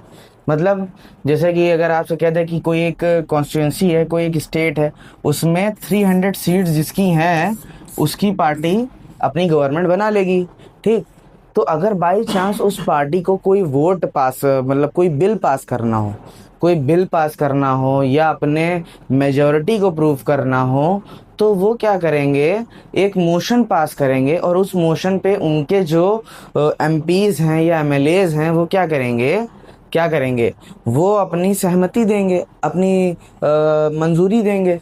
तो उस पर क्या होगा कि कॉन्फिडेंस मोशन पास हो जाएगा। इसका मतलब ये होगा कि चीफ मिनिस्टर, मान लीजिए सीएम है, ठीक, सीएम को सपोर्ट करने वाले 300 लोग मौजूद हैं उनकी पार्टी के हाउस में, तो वो पावर शो करेंगे कि यार हम देखो मेजोरिटी में है, क्योंकि मेरे जितने भी बंदे हैं वो मुझे इस टाइम क्या कर रहे हैं, सपोर्ट कर रहे हैं। सिंपल सी बात है। कॉन्फिडेंस मोशन क्या होता है अगर एक लाइन में समझे? जब आपके पर्टिकुलर मेंबर आपको सपोर्ट करें, इतने मेंबर सपोर्ट करें कि आप गवर्नमेंट बनाने के लायक बन जाएं। होता है ना कि एक पर्टिकुलर स्टेट में आपको 300 सीटें लानी ही लानी है सीएम बनने के लिए, अपनी गवर्नमेंट बनाने के लिए इतनी सीटें लानी है। अगर आप उस मार्जिन को छू रहे हैं, ठीक है, तो कॉन्फिडेंस मोशन अगर आपके खिलाफ पास किया जाएगा तो उसमें आपको मेजोरिटी को प्रूव करना होता है, ठीक है। तो जितने लोग अगर आपके हैं वो अगर आपके सपोर्ट में है तो कॉन्फिडेंस मोशन पास हो जाएगा। अगर आपने कॉन्फिडेंस मोशन पास किया और आपके खुद के ही लोग बैक ऑफ कर गए, ठीक है, आप अपनी मेजोरिटी प्रूफ नहीं कर पाए, मतलब जितने नंबर ऑफ पीपल चाहिए होते हैं बिल को पास करने के लिए, अगर उतने ना हुए तो आपकी गवर्नमेंट क्या हो जाएगी, कोलैप्स कर जाएगी। बस सिंपल से इतनी बात है। अब क्या पढ़ते हैं आगे? तो एडजमेंट मोशन क्या होता है और प्रोरोगेशन क्या होता है? देखिए एडजमेंट मोशन में क्या होता है, जो सस्पेंड कर दिया जाता है सेटिंग, ठीक है। जो एडजमेंट मोशन होता है, देखिए अभी आपने पीछे एडजमेंट मोशन के बारे में पढ़ा है ना, कहाँ गया, ये देखिए एडजर्नमेंट मोशन के बारे में क्या पढ़ा कि जो प्रेजेंट सिटिंग होती है, सिटिंग का मतलब ये नहीं कि जो मीटिंग हो रही है वो पूरी कैंसिल कर दी जाएगी। प्रेजेंट सिटिंग मतलब जिस मैटर पे डिस्कशन चल रहा है उसको कैंसिल करके जो अर्जेंट क्लैमिटी हो गई है या वॉर हो गया है या कोई एग्रेशन वाली बात हो गई है या कोई ऐसा इंसिडेंट हो गया है जिस पे ध्यान देना बहुत ज़्यादा ज़रूरी है, ठीक है, उस कंडीशन में हम प्रेजेंट मैटर को डिस्कस करना बंद कर देते हैं और उस मैटर का डिस्कशन करना चालू करते हैं, इसी को एडजमेंट कहते हैं। अच्छा, प्रोरोगेशन का मतलब क्या होता है, ठीक है, उसमें क्या होता है, इसमें प्रोरोगेशन में टर्मिनेट कर दिया जाता है, सेशन को खत्म कर दिया जाता है, ठीक है, इसमें मीटिंग को पूरा पूरा खत्म कर देता है, मीटिंग वहीं से कैंसिल हो जाती है। और इसको करता कौन है, इसको प्रेसिडेंट करता है, ठीक है। ये बहुत दो बातें थी ध्यान वाली, बस यही मेन है। इसमें कौन करता है, इसको स्पीकर करता है, ठीक है, ये बात ध्यान रखिएगा बस, ठीक है। प्रोरोगेशन क्या होता है, terminate the session of the parliament, ठीक है। अगर जिनको बड़ा पढ़ने का शौक है या ज़्यादा पढ़ने का शौक है वो क्या करिएगा, बुक खोल के एक बार देख लीजिएगा। फिलहाल मेन बात यही होती है, जो मेजर डिफरेंस था वो मैंने बता दिया, कौन करता है और क्या होता है, ठीक है। अच्छा, अब आता है एंटी डिफेक्शन लॉ। ये बहुत पढ़ने में मज़ा आने वाला है आपको, क्योंकि आप लोगों ने सुना होगा आया राम गया राम। अभी आप नीतीश बाबू को देखा होगा, है ना, जो बिहार के चीफ मिनिस्टर हैं, वो कई बार अपनी पार्टी को इधर छोड़ रहे हैं उधर जा रहे हैं, इधर जा रहे हैं उधर जा रहे हैं, ऐसा कर रहे हैं। तो ऐसा पहले भी लोगों ने किया, ऐसा तो है नहीं, ऐसा पहले लोग नहीं करते थे। तो ऐसा करने के उसमें पहले इसकी हिस्ट्री जानते हैं क्या हुआ। तो राजीव गांधी के टाइम में भी ऐसा हो रहा था, तो उन्होंने एक लॉ लाया, शायद वही लाए थे। उन्होंने क्या किया, उन्होंने कहा कि अगर कोई बंदा, जैसे कि हम मान लो बीजेपी में और हमने इलेक्शन लड़ा और हम जीत गए, ठीक है, फिर ऐसा करें हम कि हम अपनी ही पार्टी को छोड़ के चले जाएं और दूसरे में चले जाएं, तो ये क्या सही है। हम एज अ बीजेपी के कैंडिडेट बन के लड़े और फिर हमने क्या किया, अपनी ही पार्टी को छोड़ दिया, पार्टी का नाम इस्तेमाल किया, पार्टी के जो फॉलोवर कौन थे, जो पब्लिक ने क्या सोच के वोट दिया कि हम बीजेपी में हैं या किसी भी पर्टिकुलर पार्टी में हैं, ये सोच के हमको वोट दिया। फिर हमने क्या किया लोगों के साथ, हमने अपने फ़ायदे के लिए, मुझे कहीं से कुछ मिल रहा था अमाउंट, हमने अपनी पार्टी छोड़ी और दूसरी पार्टी में चले गए, तो ये तो गलत है। तो इसके लिए उन्होंने लॉ लाए, ठीक है, क्या कि अगर कोई एक बंदा या दो बंदा अपनी पार्टी छोड़ के जाता है तो उसके इलेक्शन को रद्द कर दिया जाएगा, ख़त्म कर दिया जाएगा, वो वहाँ से अपना मतलब जो उन्होंने इलेक्शन लिया लड़ा था वहाँ पे फिर से इलेक्शन होंगे अब, क्योंकि उन्होंने अपना ये लॉ ब्रीच किया। ये एंटी डिफेक्शन लॉ मिला है। और इन्होंने क्या कहा, इन्होंने कहा या तो एक लूप होल रखा, या तो 2/3 ऑफ द पार्टी मर्ज हो जाए जाके, मतलब समझ रहे हो, आधी से ज़्यादा पार्टी या तो उनसे मर्ज हो जाए या तो ऐसा हो, ठीक, तब तो काम हो जाएगा। अच्छा, एडेड टू द कॉन्स्टिट्यूशन कब ऐड किया गया, 42nd अमेंडमेंट किया गया था ये। अच्छा, ये अमेंडमेंट क्या होते हैं ये भी तो जान लीजिए, अमेंडमेंट क्या होता है, इसे क्या कह सकते हैं, CAA भी लिखा जाता है, कॉन्स्टिट्यूशन अमेंडमेंट एक्ट, ठीक है। CAA का मतलब होता है कि किसी भी चीज़ में, किसी कानून में, किसी लॉ में चेंज लाए हो आप, कोई नई चीज़ ऐड की हो या कोई पुरानी चीज़ को हटाया हो, ठीक है, उसे कॉन्स्टिट्यूशनल अमेंडमेंट करते हैं। जब आप किसी कॉन्स्टिट्यूशन में अपना नया लॉ इंट्रोड्यूस करो या पुराने लॉ को हटाओ या कुछ ऐसा छेड़छाड़ कर दो, ठीक, कुल मिला के ये बात है, उसको कॉन्स्टिट्यूशनल अमेंडमेंट बिल कहते हैं। 52 कॉन्स्टिट्यूशनल अमेंडमेंट बिल के थ्रू 10 शेड्यूल एडिट किया, जिसको क्या बोला गया, 10 शेड्यूल को एंटी डिफेक्शन लॉ बोला गया। क्या कंडीशन थी डिस्क्वालिफिकेशन की, यही मेन है, यही पूछी जाती है, इसके अलावा इसमें ज़्यादा नहीं पूछा जाता है। चलिए, क्या कंडीशन है डिस्क्वालिफिकेशन की, an elected member voluntary give up the party membership और vote contrary to party direction. जैसे कि अभी हमने आपको बताया, अगर कोई बंदा अपनी पार्टी को छोड़ देता है, जिस पार्टी से उसने वोट पाके जीता है, तब ये लॉ उसके ऊपर लगेगा। मतलब वही ना कि हम किसी पार्टी से लड़े और फिर उसी पार्टी को छोड़ दिया क्योंकि हम जीत गए थे और अपने फायदे कहीं से पैसा मिल रहा था तो हम उधर चले गए। चलिए, अ नॉमिनेटेड मेंबर ज्वाइन आज political party after 6 month from the taking their seat. अगर कोई नॉमिनेटेड मेंबर किसी पॉलिटिकल पार्टी को ज्वाइन कर लेता है से 6 महीने के अंदर अपनी सीट के, देखिए नॉमिनेटेड मेंबर क्या होता है, जिसे जो इलेक्शन लड़के नहीं बना है, जिसको प्रेसिडेंट ने बैठा दिया उस जगह पे। 20 मेंबर नॉमिनेट करते थे ना लोकसभा में, अगर उनमें से कोई मेंबर पहले नॉमिनेशन के तौर पे बना और फिर वो मेंबर विद इन 6 मंथ किसी पर्टिकुलर पार्टी को ज्वाइन कर लेता है, तो उसको क्या कर दिया जाएगा, हटा दिया जाएगा, ठीक है। अच्छा, an independent member join a political party. अगर कोई बंदा किसी भी पार्टी से नहीं लड़ा है, ठीक है, किसी भी पार्टी से नहीं लड़ा है और वो अगर ज्वाइन कर लेता है तो भी उसको हटा दिया जाएगा। ये है कंडीशन डिस्क्वालिफिकेशन की। मतलब अगर कोई इंडिपेंडेंट मेंबर भी किसी पार्टी का नाम लेके भी नहीं लड़ा, अगर वो भी पॉलिटिकल पार्टी ज्वाइन करेगा तो हटा दिया जाएगा। कोई नॉमिनेटेड मेंबर भी करेगा तो भी वो हटा दिया जाएगा। कोई इलेक्टेड मेंबर भी अगर ऐसा करता है, अपनी पार्टी के साथ विश्वासघात या धोखा करता है, बेट्रियाल करता है, तो भी वो हटा दिया जाएगा। अच्छा, ये 3 कंडीशन है, ये तीनों आपको मालूम होनी चाहिए। बहुत आसान सी है, मेरे ख्याल से याद हो सकता है। अब कुछ लोग कहेंगे सर इतने छोटे में पढ़ा दिया, इतने कम में पढ़ा दिया। बेटा इससे ज़्यादा की क्या ज़रूरत है, मुझे ये बताओ। एंटी डिफेक्शन लॉ आएगा बहुत से बहुत 2 से 3 नंबर में आएगा। अगर आप इतनी लाइनें लिख दोगे, ठीक है, बहुत से बहुत 3 नंबर में आ जाएगा या 4 नंबर में आ जाएगा। अगर 4 नंबर में आ जाएगा तो 8 लाइन है, 8 लाइन टू 10 लाइन, ठीक है, इतना काफ़ी है 4 नंबर के। और 4 नंबर में आप इतना लिख दोगे ना, काफ़ी है आपके लिए। ये आपकी 10 लाइनें हो जाएंगी जब आप कॉपी में लिखोगे। थोड़ा सा बढ़ा बढ़ा के, थोड़ा सा अच्छी सी लैंग्वेज में लिखोगे तो आराम से लिख ले जाओगे। 10 लाइन हो जाएंगी आपकी आराम से, ठीक है। तो हमको ज़्यादा नहीं पढ़ना है, हमको इतना पढ़ना है जिससे हमारे नंबर आ जाएं, ठीक है। फर्जी पढ़ के हमें क्या मतलब है, अपने ज्ञान को झाड़ना नहीं, हमें नंबर चाहिए इन द एंड। एक्सेप्शन क्या है, इसमें एक्सेप्शन क्या है देखिए, seat for merger not less than 2/3 of the legislative party member agree. अब समझिए, अगर 2/3 ऑफ द पार्टी, मान लीजिए मेरी पार्टी थी, ठीक, मेरी पार्टी थी, मेरे पार्टी से कुछ मेंबर जीत गए, सामने वाली की पार्टी से भी कुछ मेंबर जीत गए। चलिए पूरा सिनेरियो हम लोग समझते हैं इसका, ठीक, थोड़ा सा समझते हैं कि एंटी डिफेक्शन लॉ क्या है, थोड़ा समझिए। ये इस तरह से मान लो ये पार्टी ए है, दूसरी पार्टी बी है। पार्टी ए में टोटल वोटिंग होनी थी मान लो 100 की, ठीक, 100 सीटें थी। 100 सीटों में जिसकी पास 61 सीट्स आ गई वो अपनी पार्टी, उसकी पार्टी जीत जाएगी, उसकी पार्टी वहां पे गवर्नमेंट बना लेगी, ठीक है। गवर्नमेंट मतलब उन्हीं का चीफ मिनिस्टर बनेगा उस स्टेट में, ठीक है, ये चल रहा था। अच्छा, अब पार्टी ए के पास मेंबर आ गया 55 और इनके पास आ गए मान लो 45, ठीक है। तो ना ये जीत पाए ना ये जीत पाए, लेकिन इन्होंने कहा पार्टी बी के मेंबरों से, पार्टी बी के कुछ मेंबर थे, उनसे क्या कहा, पार्टी बी के कुछ मेंबर थे, कहा एक बात बताएं, तुम्हारे पास तो 45 मेंबर हैं, तुमको जीतने के लिए कितने नंबर चाहिए, तुमको जीतने के लिए चाहिए कम से कम 16 लोग और मुझे चाहिए सिर्फ 6 लोग। समझ रहे हो ना, ये पार्टी ए है, ये पार्टी बी है। 61 पे जो बनेगा वो जीत जाएगा, ठीक, जो 61 लाएगा वो क्या होगा, जीत जाएगा। तो पार्टी ए के पास 55 आ गई सीटें, वो बी के पास 45 सीटें आ गई। अच्छा, जो ए था उसने कहा कि मुझे 6 सीटें और मिल जाए मैं बना लूंगा अपनी।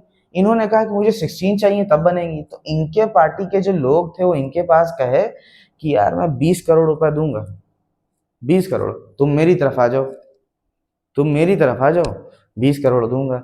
तो क्या ये अपनी तरफ ले आते हैं, क्या ये 6 मेंबर अपने इनके खरीद लें और अपनी तरफ 6 ले आए, तो क्या ये कर सकते हैं, ऐसा नहीं कर सकते हैं। ये ऐसा नहीं कर सकते। क्यों नहीं कर सकते, क्योंकि पीछे रूल क्या पड़ा, अगर कोई बंदा अपनी पार्टी इलेक्शन जीतने के बाद अगर कोई बंदा अपनी सीट छोड़ के किसी और पार्टी में जाता है तो उसके इलेक्शन को कैंसिल कर दिया जाएगा। समझ में आई बात। अब इनमें से अगर 6 लोग सच आ जाए, अरे यार, क्योंकि होता पता है क्या, जैसे कि मान लो ये जीत गए, इन्होंने पार्टी बना ली, तो इनके बचे हुए मेंबर भी तो अपनी जगहों पे बैठेंगे ना। जैसे बाराबंकी से कौन जीत गई, कांग्रेस जीत गई, लेट कर लो। और पूरे यूपी में कौन जीता, बीजेपी जीत गई, ठीक है। लेकिन बाराबंकी में जो जीता है वो बाराबंकी में तो बैठेगा ही ना। मतलब समझ रहे हो ना मेरी बात। पूरे यूपी में कौन जीता, बीजेपी की गवर्नमेंट, लेकिन बाराबंकी में कांग्रेस जीत गई या सपा जीत गई या कोई भी पार्टी जीत गई, ठीक है, मतलब नहीं उससे, कोई पार्टी जीत गई तो उसका मेंबर बैठेगा तो बाराबंकी में, जीतने वाला मेंबर तो यहीं बैठेगा। इसमें नुकसान क्या है, जो जीता होगा वो फील करेगा यार मुझे कोई मदद ही नहीं मिल रही। क्यों, क्योंकि जो सेंटर पे मान लो स्टेट पे जो चीफ मिनिस्टर है वो बीजेपी का है और तुम कांग्रेस या अदर पार्टी के हो, तुमको मदद ही नहीं पहुंचाएगा। वो तो यही चाहेगा ना, जो भी बंदा बैठा होगा वो स्टेट में पीपल को नहीं देखता आजकल, ठीक है। वो क्या देखेगा, वो ये देखेगा यार हम इनको अगर मदद करेंगे, हर चीज इनको पहुंचाएंगे। वैसा ऐसा होता नहीं है, नहीं लोग ज्यादा करते हैं ऐसा, लेकिन कहीं कहीं कभी कभी होता भी है। तो ऐसा करते क्या है, अगर सीएम का वहाँ का बीजेपी का है या किसी भी पार्टी का है, ठीक है, हम किसी पार्टी का नाम नहीं लेते, कोई भी पार्टी का बंदा एज अ चीफ मिनिस्टर बना है तो अदर पार्टी के मेंबर को वो मदद नहीं करेगा।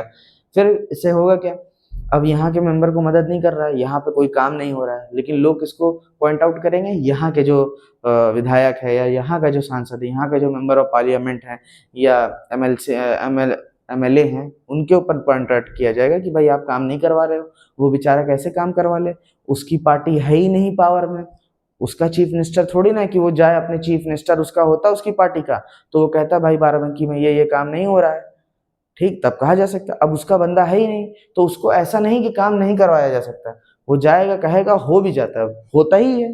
लेकिन कभी कभी क्या होता है, कुछ लोग होते हैं नहीं करवा पाते हैं, थोड़ी मुश्किलें आती हैं उनको करवाने में, तो ये सब फेस करना पड़ता है, ठीक है। अब अब क्या होता है देखो, तो 6 लोग यहाँ पे आके इनकी पावर बना सकते हैं, लेकिन ऐसा ये कानून तभी लाया गया, पहले से हो जाता था, लेकिन जब से एंटी डिफेक्शन लॉ आया उसने ये चीज क्या कर दी, रोक दी। अब 6 मेंबर चाहे तो नहीं जा सकते, लेकिन ये बहुत ज्यादा पावर में, बहुत ज्यादा पैसा है इन पार्टी के पास। इनकी पार्टी ऐसा कर सकती है कि इनकी पार्टी के 2/3 मेंबर, इनकी पार्टी के 2/3 मेंबर, 2/3 कितने हो गए, आ जाएगा आपका 3 1 जा 3 5 जा 15 2 जा 30।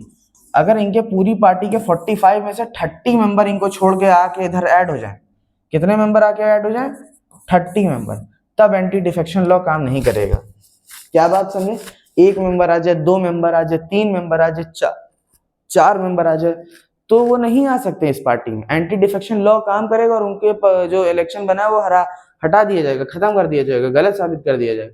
लेकिन अगर इनकी पार्टी के 2/3 मेंबर इनसे अलग होके इसमें ज्वाइन हो जाए, ठीक है, इनसे अलग होके इसमें ज्वाइन हो जाए, तब एंटी डिफेक्शन लॉ काम नहीं करता। एंटी डिफेक्शन लॉ में यही एक्सेप्शन है कि अगर किसी पार्टी के 2/3 मेंबर उनसे हट के किसी में ज्वाइन हो रहे हैं तो उनके इलेक्शन को गलत नहीं माना जाएगा और वो इसमें ऐड हो सकते हैं।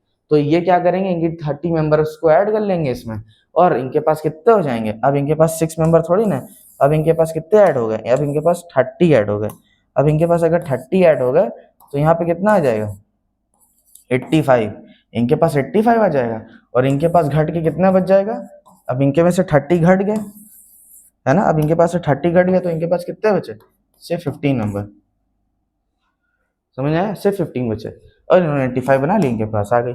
तो मेरे ख्याल से अब आपको समझ में आ गया होगा एंटी डिफेक्शन लॉ क्या है ना। A person elect as speaker और डिप्टी स्पीकर, अरे शिट यार ये तो अलग ही आ गया, ठीक है। अब आपको एक्सेप्शन समझ में आया। अच्छा, दूसरा एक्सेप्शन क्या है इसमें देखिए, A person elected as speaker or deputy speaker who is voluntarily leave their party for the duration of the office। अच्छा, ऐसा स्पीकर भी नहीं कर सकते। अ पर्सन इलेक्टेड, अगर कोई बंदा स्पीकर या डिप्टी स्पीकर बना दिया जाए, ठीक, तो वो अपनी पार्टी को ड्यूरेशन, मतलब उसके बीच में जिस टाइम मीटिंग चल रही हो या पावर में बैठा के बना दिया गया हो, तो ये नहीं कर सकता कि अपनी पार्टी छोड़ के दूसरी पार्टी को ज्वाइन कर ले। समझ में आ गया होगा, ठीक है, मतलब स्पीकर भी ऐसा नहीं कर सकता, अपनी पार्टी को नहीं छोड़ के एक पार्टी से दूसरी पार्टी में जा सकते हैं, ठीक है। अब हम लोग पढ़ते हैं बिल, पासिंग ऑफ बिल क्या है। बिल क्या होता है यार, देखो, बिल एक तरह की डॉक्यूमेंट होती है जिसमें पर्टिकुलर कोई तरह का कानून हो, ठीक है, वो बिल एक्ट बन जाती है अगर उसे पास कर दिया जाए। देखो समझो, जैसे कि अभी हम कह दें कि एक रूल बनाए कि सबके घर के आगे हमको एक पेड़ लगाना है, ये लॉ बनाना है हमें, ठीक है, मतलब समझ, हर एक बंदा इन्वायरमेंट से बचने के लिए क्या करे, अपने घर के आगे एक पेड़ लगा ले तो इन्वायरमेंट बच जाएगा। तो गवर्नमेंट ने ये इनिशिएटिव लेते हुए क्या कहा कि हम हर घर के आगे एक पेड़ लगवाएंगे, ऐसा एक कानून बनाएंगे। तो जो वो अभी रिटन डॉक्यूमेंट उन्होंने बना दी, अभी कानून नहीं बना है, अभी वो लोगों को इन्फोर्स नहीं किया गया है, इन्फोर्स नहीं किया जा सकता, अभी वो सिर्फ एक बिल है, समझ रहे हो, एक लिखा हुआ डॉक्यूमेंट जिसमें फला फला रूल लिखे हुए हैं कि ऐसा ऐसा ऐसा करना है, तो वो अभी एक सिर्फ बिल है, ठीक है, अभी सिर्फ क्या है वो एक, अभी सिर्फ वो एक बिल है, अभी वो सिर्फ एक बिल है, ठीक। बिल, वो बिल लॉ कब बनता है, वो बिल लॉ तब बनता है जब वो बिल पास हो जाए, कहां से, लोकसभा, राज्यसभा, और प्रेसिडेंट उस पर सिग्नेचर कर देगा। जिस वक्त जैसे ही प्रेसिडेंट सिग्नेचर करेगा वो चीज अप्लाई होने लगेगी, तब लोगों को लगाना जरूरी है। जो नहीं लगाएगा तो उसको तोड़ रहा होगा रूल, तो उसको फाइन देना पड़ेगा जो भी तय किया गया होगा रूल के हिसाब से। अब ऑर्डिनरी बिल क्या होते हैं, ऑर्डिनरी बिल मिनिस्टर इंट्रोड्यूस करते हैं, ठीक है, जिसे गवर्नमेंट बिल भी कहा जाता है, या प्राइवेट मेंबर भी उसे इंट्रोड्यूस कर सकता है। प्राइवेट मेंबर मतलब जो मिनिस्टर ना भी हो, ठीक है, वो भी उस बिल को इंट्रोड्यूस कर सकता है। अब इस बिल में कई प्रोसेस होते हैं, बिल के कई प्रोसेस होते हैं, उनको लाइन वाइज पढ़ते हैं। ऐसे नहीं कि बिल आया, लिखा, ये मेरा मन है, लो गया, स्पीकर ने बोल दिया हाँ ठीक है, ऐसा नहीं होता है। अब इसमें कुछ प्रोसेसेस हैं लाइन वाइज। फर्स्ट रीडिंग पढ़ने की कोशिश करते हैं। क्या है फर्स्ट रीडिंग? देखिए फर्स्ट रीडिंग का मतलब होता है जब बिल इंट्रोड्यूस किया जाता है मतलब पार्लियामेंट में, या पार्लियामेंट के अंदर जब बिल को इंट्रोड्यूस करते हैं, बिल को इंट्रोड्यूस करते हैं और बताते हैं कि देखो भैया कि ये बिल के अंदर है, ठीक है। बिल को इंट्रोड्यूस करते हैं और कहते हैं, देखो इंट्रोडक्शन देते हैं बिल का, और कहते हैं बिल के अंदर के ऑब्जेक्टिव ये हैं, बिल ये करवाना चाहता है, बिल ये करवाना चाहता है, ये इस बिल का मतलब ये है। जैसे अभी सीएए आया या एनआरसी आया, उसको पहले डिस्कस किया गया उस बिल को कि इस बिल के ऑब्जेक्टिव ये हैं और उस पर होती है, ठीक है, उस पर अभी कोई डिबेट नहीं होती है, सिर्फ ऑब्जेक्टिव बता दी जाती है। सेकेंड राउंड में क्या होती है? सेकेंड राउंड में उस बिल को और डिटेल्ड में एक्सप्लेन करते हैं, clause by clause, line by line, एक एक लाइन को एक्सप्लेन किया जाता है, ठीक। और बिल के अंदर अगर कोई चेंज होना होता है, ठीक, या कोई सजेशन देना होता है, तो वो यहाँ पे रिफर किए जाते हैं। थर्ड रीडिंग में क्या होता है? जब सजेशन और उस पर चर्चा डिबेट होती है, इस वाले में सेकेंड रीडिंग में। थर्ड में क्या होता है? उस पर वोटिंग कराई जाती है कि कितने लोग उसके हक में हैं, कितने लोग उसके अगेंस्ट में हैं, ठीक है। अगर वो बिल पास हो जाता है, ये जो ऑर्डिनरी बिल होता है, ये पास हो जाता है सिंपल मेजोरिटी से।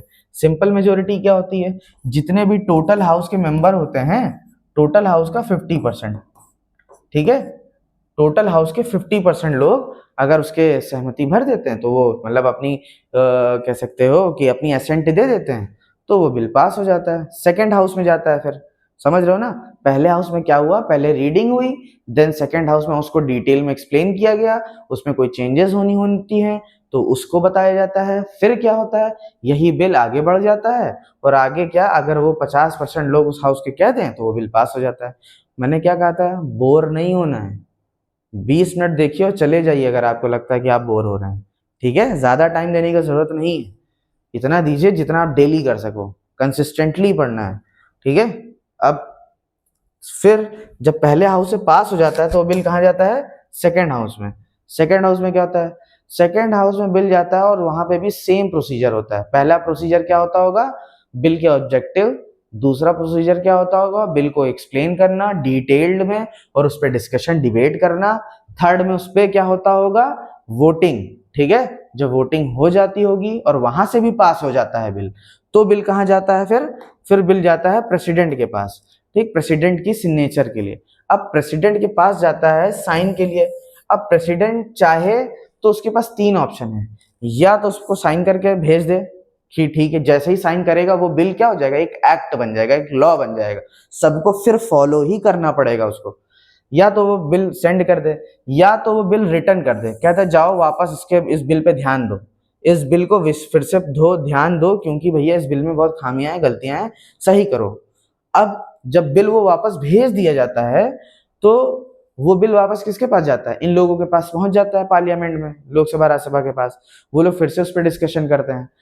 डिस्कशन करने के बाद अगर उनका मन हुआ, बहुत ध्यान से ये बात सुनिएगा प्लीज, बहुत ध्यान से इस बात को सुनिए, ठीक है। प्रेसिडेंट के पास बिल गया और प्रेसिडेंट ने टिक लगाया, वो बिल पास हो गया, तब तो वो एक्ट बन जाएगा। लेकिन अगर प्रेसिडेंट ने कह दिया कि जाओ इस बिल को फिर से समझो क्या है, सही करो, इसके अंदर की चीजें रिकंसिडरेशन के लिए फिर से भेज दे, तो अगर लोकसभा के अंदर लोगों का मन किया कि हाँ यार ये चीज बदलनी चाहिए, तब तो वो चाहे तो किसी नए क्लॉज को चेंज कर सकते हैं या ना भी चेंज करें।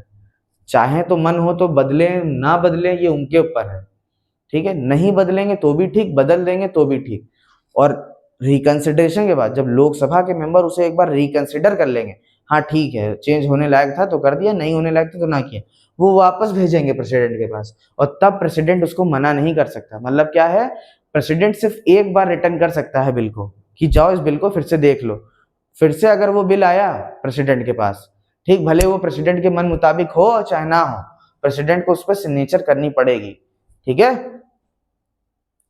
याद रखिएगा। अब आता है डेड लॉक। क्या होता है? डेड लॉक होता है जब दोनों हाउसेस की सिटिंग होती है और डिस्कशन होना होता है, ठीक है। और डेड लॉक तब होता है कि जब दोनों हाउसेस आपस में सेशन करने के लिए तैयार ना हो, ऐसी कंडीशन को कहते हैं डेड लॉक। जब दोनों हाउसेस पास में बैठ के बात को रिजॉल्व करना नहीं चाहते, तो डेड लॉक या resolve by the joint session. अब ये डेडलॉक रिजॉल्व कैसे होता है, जॉइंट सिटिंग करानी पड़ती है बोथ हाउसेस की, ठीक, कॉल्ड बाय द प्रेसिडेंट। और इसको करवाता कौन है, जो देखिए इंपॉर्टेंट बात है वो सब चीजें लिखी हुई है यहाँ पे, कोई फिजूल की बात नहीं लिखी हुई है। और अगर आपको लगता है कि कोई बात मेरी बोली हुई इंपॉर्टेंट है तो आप साइड में लिख लीजिएगा इस नोट्स में, ठीक है अपने। तो डेडलॉक क्या होता है, जब बोथ हाउसेस प्रेजेंट ना हो हाउस में, लोकसभा में, ठीक है, या राज्यसभा में, ठीक। तो अगर दोनों लोकसभा में ही मौजूद अगर ना हो, पार्लियामेंट के अंदर अगर दोनों हाउसेस मौजूद ना हो, तो उस कंडीशन में डेडलॉक को रिजॉल्व करने के लिए प्रेसिडेंट क्या करता है, दोनों हाउसेस को बुलाता है, ठीक है। Lok Sabha speaker, the Lok Sabha usually prevail due to the large size. अब लोकसभा में ही बुलाया जाता है क्योंकि लोकसभा का साइज बड़ा होता है, ठीक है। दोनों हाउसेस को कौन कॉल करता है, both houses are called by president, presides over by the Lok Sabha speaker. अब दो बातें यहाँ पे बहुत ध्यान देने वाली हैं। क्या बातें ध्यान देने वाली हैं, पहली बात, लोकसभा राज्यसभा बैठने को आपस में तैयार नहीं होते हैं, सेशन को आपस में डिस्कस करने के लिए तैयार नहीं होते हैं, तो उस कंडीशन में क्या होता है कि डेडलॉक हो जाता है, ठीक है। इसी चीज को डेडलॉक कहते हैं, जब दोनों सेशन आपस में करने को तैयार ना हो। चलो ठीक है, अगर आप तैयार नहीं हैं तो क्या होता है, उस कंडीशन में प्रेसिडेंट कहता है अगर ऐसा कोई मैटर आ गया जिसको डिस्कस करना बहुत ज्यादा जरूरी है, तो उस कंडीशन में क्या करता है, प्रेसिडेंट उनको बुलाता है, प्रेसिडेंट बुलाता है। और किसको, कौन कहाँ पे जाता है, लोकसभा बड़ी है, राज्यसभा इतनी बड़ी नहीं, तो राज्यसभा के मेंबरों को लोकसभा में आना पड़ता है। और उस पूरी मीटिंग को कौन प्रिसाइड करता है, राज्यसभा का स्पीकर नहीं करता है, लोकसभा का स्पीकर उस पूरी मीटिंग को कंडक्ट करवाता है। ये बात इंपॉर्टेंट है, ठीक है। Lok Sabha prevail due to the large size, उसमें लार्ज साइज होने की वजह से ऐसा होता है। अच्छा, अब आते हैं, इसके बाद आते हैं मनी बिल क्या है। मनी बिल एक ऐसा बिल होता है जिसमें मनी से रिलेटेड, टैक्स से रिलेटेड, या फाइनेंशियली किसी भी, या इकोनॉमिकली किसी भी चीज को डिस्कस किया जा रहा हो, तो ऐसे बिल को क्या बोलते हैं हम लोग, मनी बिल बोलते हैं। अब इस मनी बिल की कुछ खासियत है, इसको पहले क्या रिक्वायर द स्पीकर रूलिंग, जो इसको डिसाइड करता है। अगर कोई बिल मनी बिल है तो उसको कौन डिसाइड करेगा, स्पीकर डिसाइड करेगा। Introduce only in the Lok Sabha with the president consent. अब वो बता देगा यार ये मनी बिल है, फिर प्रेसिडेंट की राय ली जाएगी, क्या इसको लोकसभा के अंदर डिस्कस किया जाए, इंट्रोड्यूस किया जाए, इसके ऊपर कौन सहमति देता है, प्रेसिडेंट देता है। सब इंपॉर्टेंट बातें, हर चीज में क्वेश्चन पूछा जाता है, ठीक। The Rajya Sabha can only delay it 14 day. अब राज्यसभा के पास कोई मौका नहीं है, राज्यसभा के पास जाएगा 14 डेज के लिए जाएगा, 14 डेज, विद इन 14 डेज के अंदर राज्यसभा को वो बिल वापस करना पड़ेगा।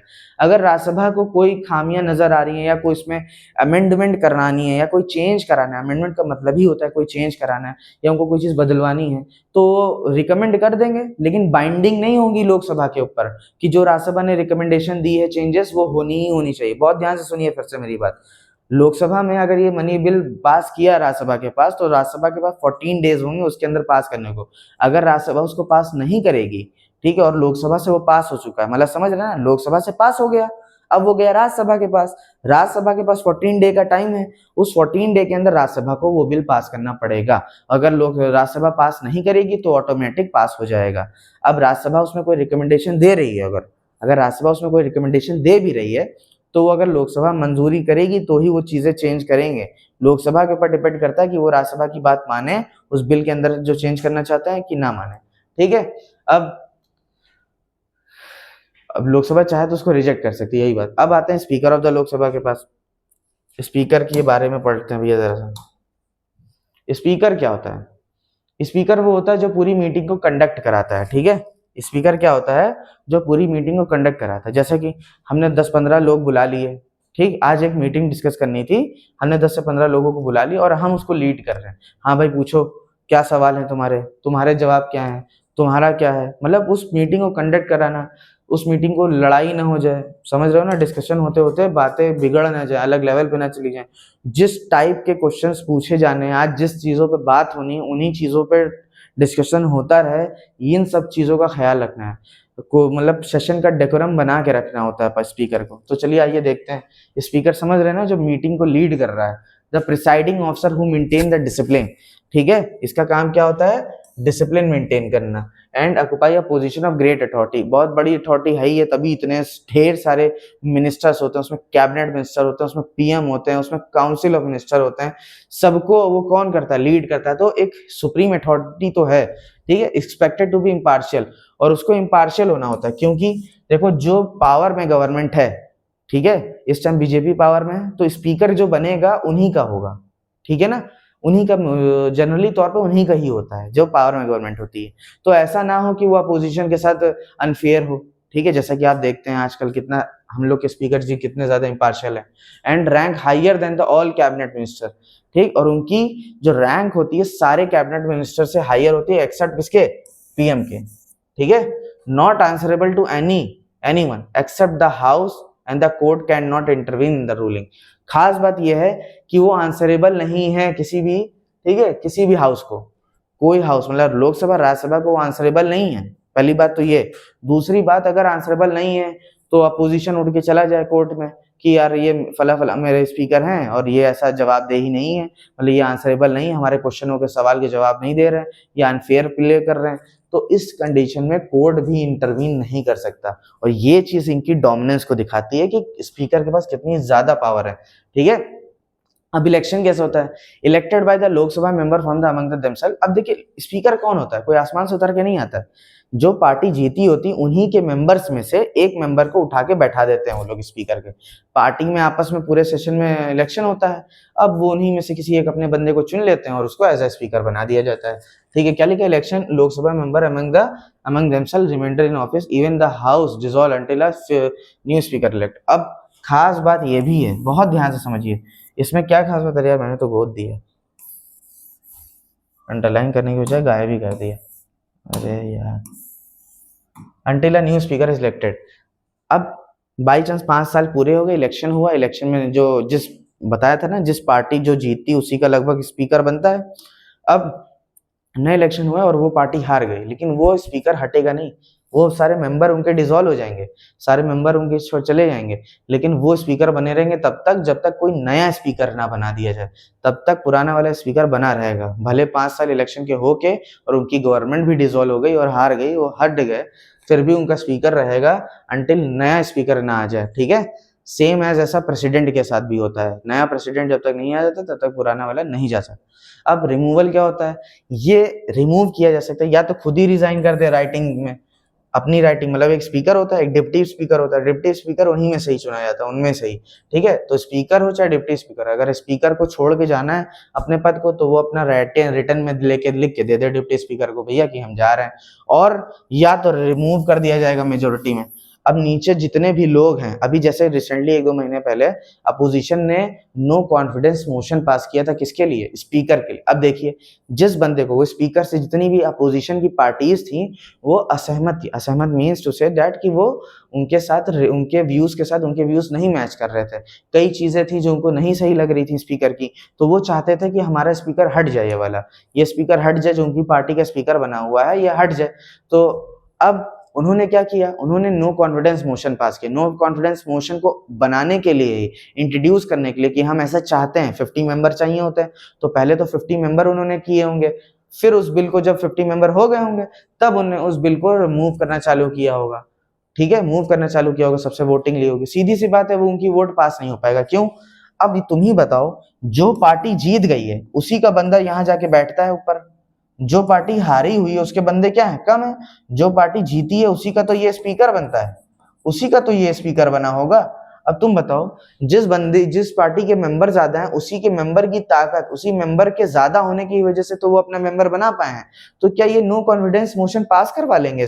वोटिंग तो सब लोग करेंगे मिलके, वोटिंग सबको डालनी होगी, चलो ये सबके सब मिलके इनके अगेंस्ट में वोटिंग डाल दिया इन्होंने, सबके सब मिलके इनके अगेंस्ट में वोटिंग डाल दिया, लेकिन क्या ये लोग डालेंगे अपने मेंबर के खिलाफ वोट? नहीं डालेंगे, इसीलिए स्पीकर का नो कॉन्फिडेंस मोशन पास नहीं हुआ। लेकिन उनका मकसद भी, अभी जो रिसेंट में हुआ ना, उनका मकसद नहीं था कि उस मोशन को पास करना, वो बस दिखाना चाहते थे कि देखो इनके खिलाफ नो कॉन्फिडेंस मोशन पास हो रहा है कि ये गलत कर रहे हैं, उनकी गलतियों को दिखाने के लिए वो मोशन दिखाया गया कि देखिए हम इनके खिलाफ हैं, अपोजिशन खिलाफ है इस टाइम, ठीक है। बस सिंपल सा ये जान ली नो कॉन्फिडेंस मोशन क्यों पास किया गया, उनकी असहमति, उनके जो व्यूज नहीं मैच कर रहे थे, जो चीजें वो गलत कर रहे थे उसको अपोज करने के लिए नो कॉन्फिडेंस मोशन किया गया ताकि हम इनको हटा सके, ठीक, हटाने के लिए क्या प्रोसेस होता है वो भी डिस्कस कर लिया। अब आते हैं डिप्टी स्पीकर। डिप्टी स्पीकर भी सेम ड्यूटी परफॉर्म करता है अगर स्पीकर ना हो, स्पीकर छुट्टी पे चले जाए, कुछ हो जाए, तो इस वहां पे कौन आ जाता है, डिप्टी स्पीकर आ जाते हैं, ठीक है, उनके एब्सेंट में या वैकेंट हो।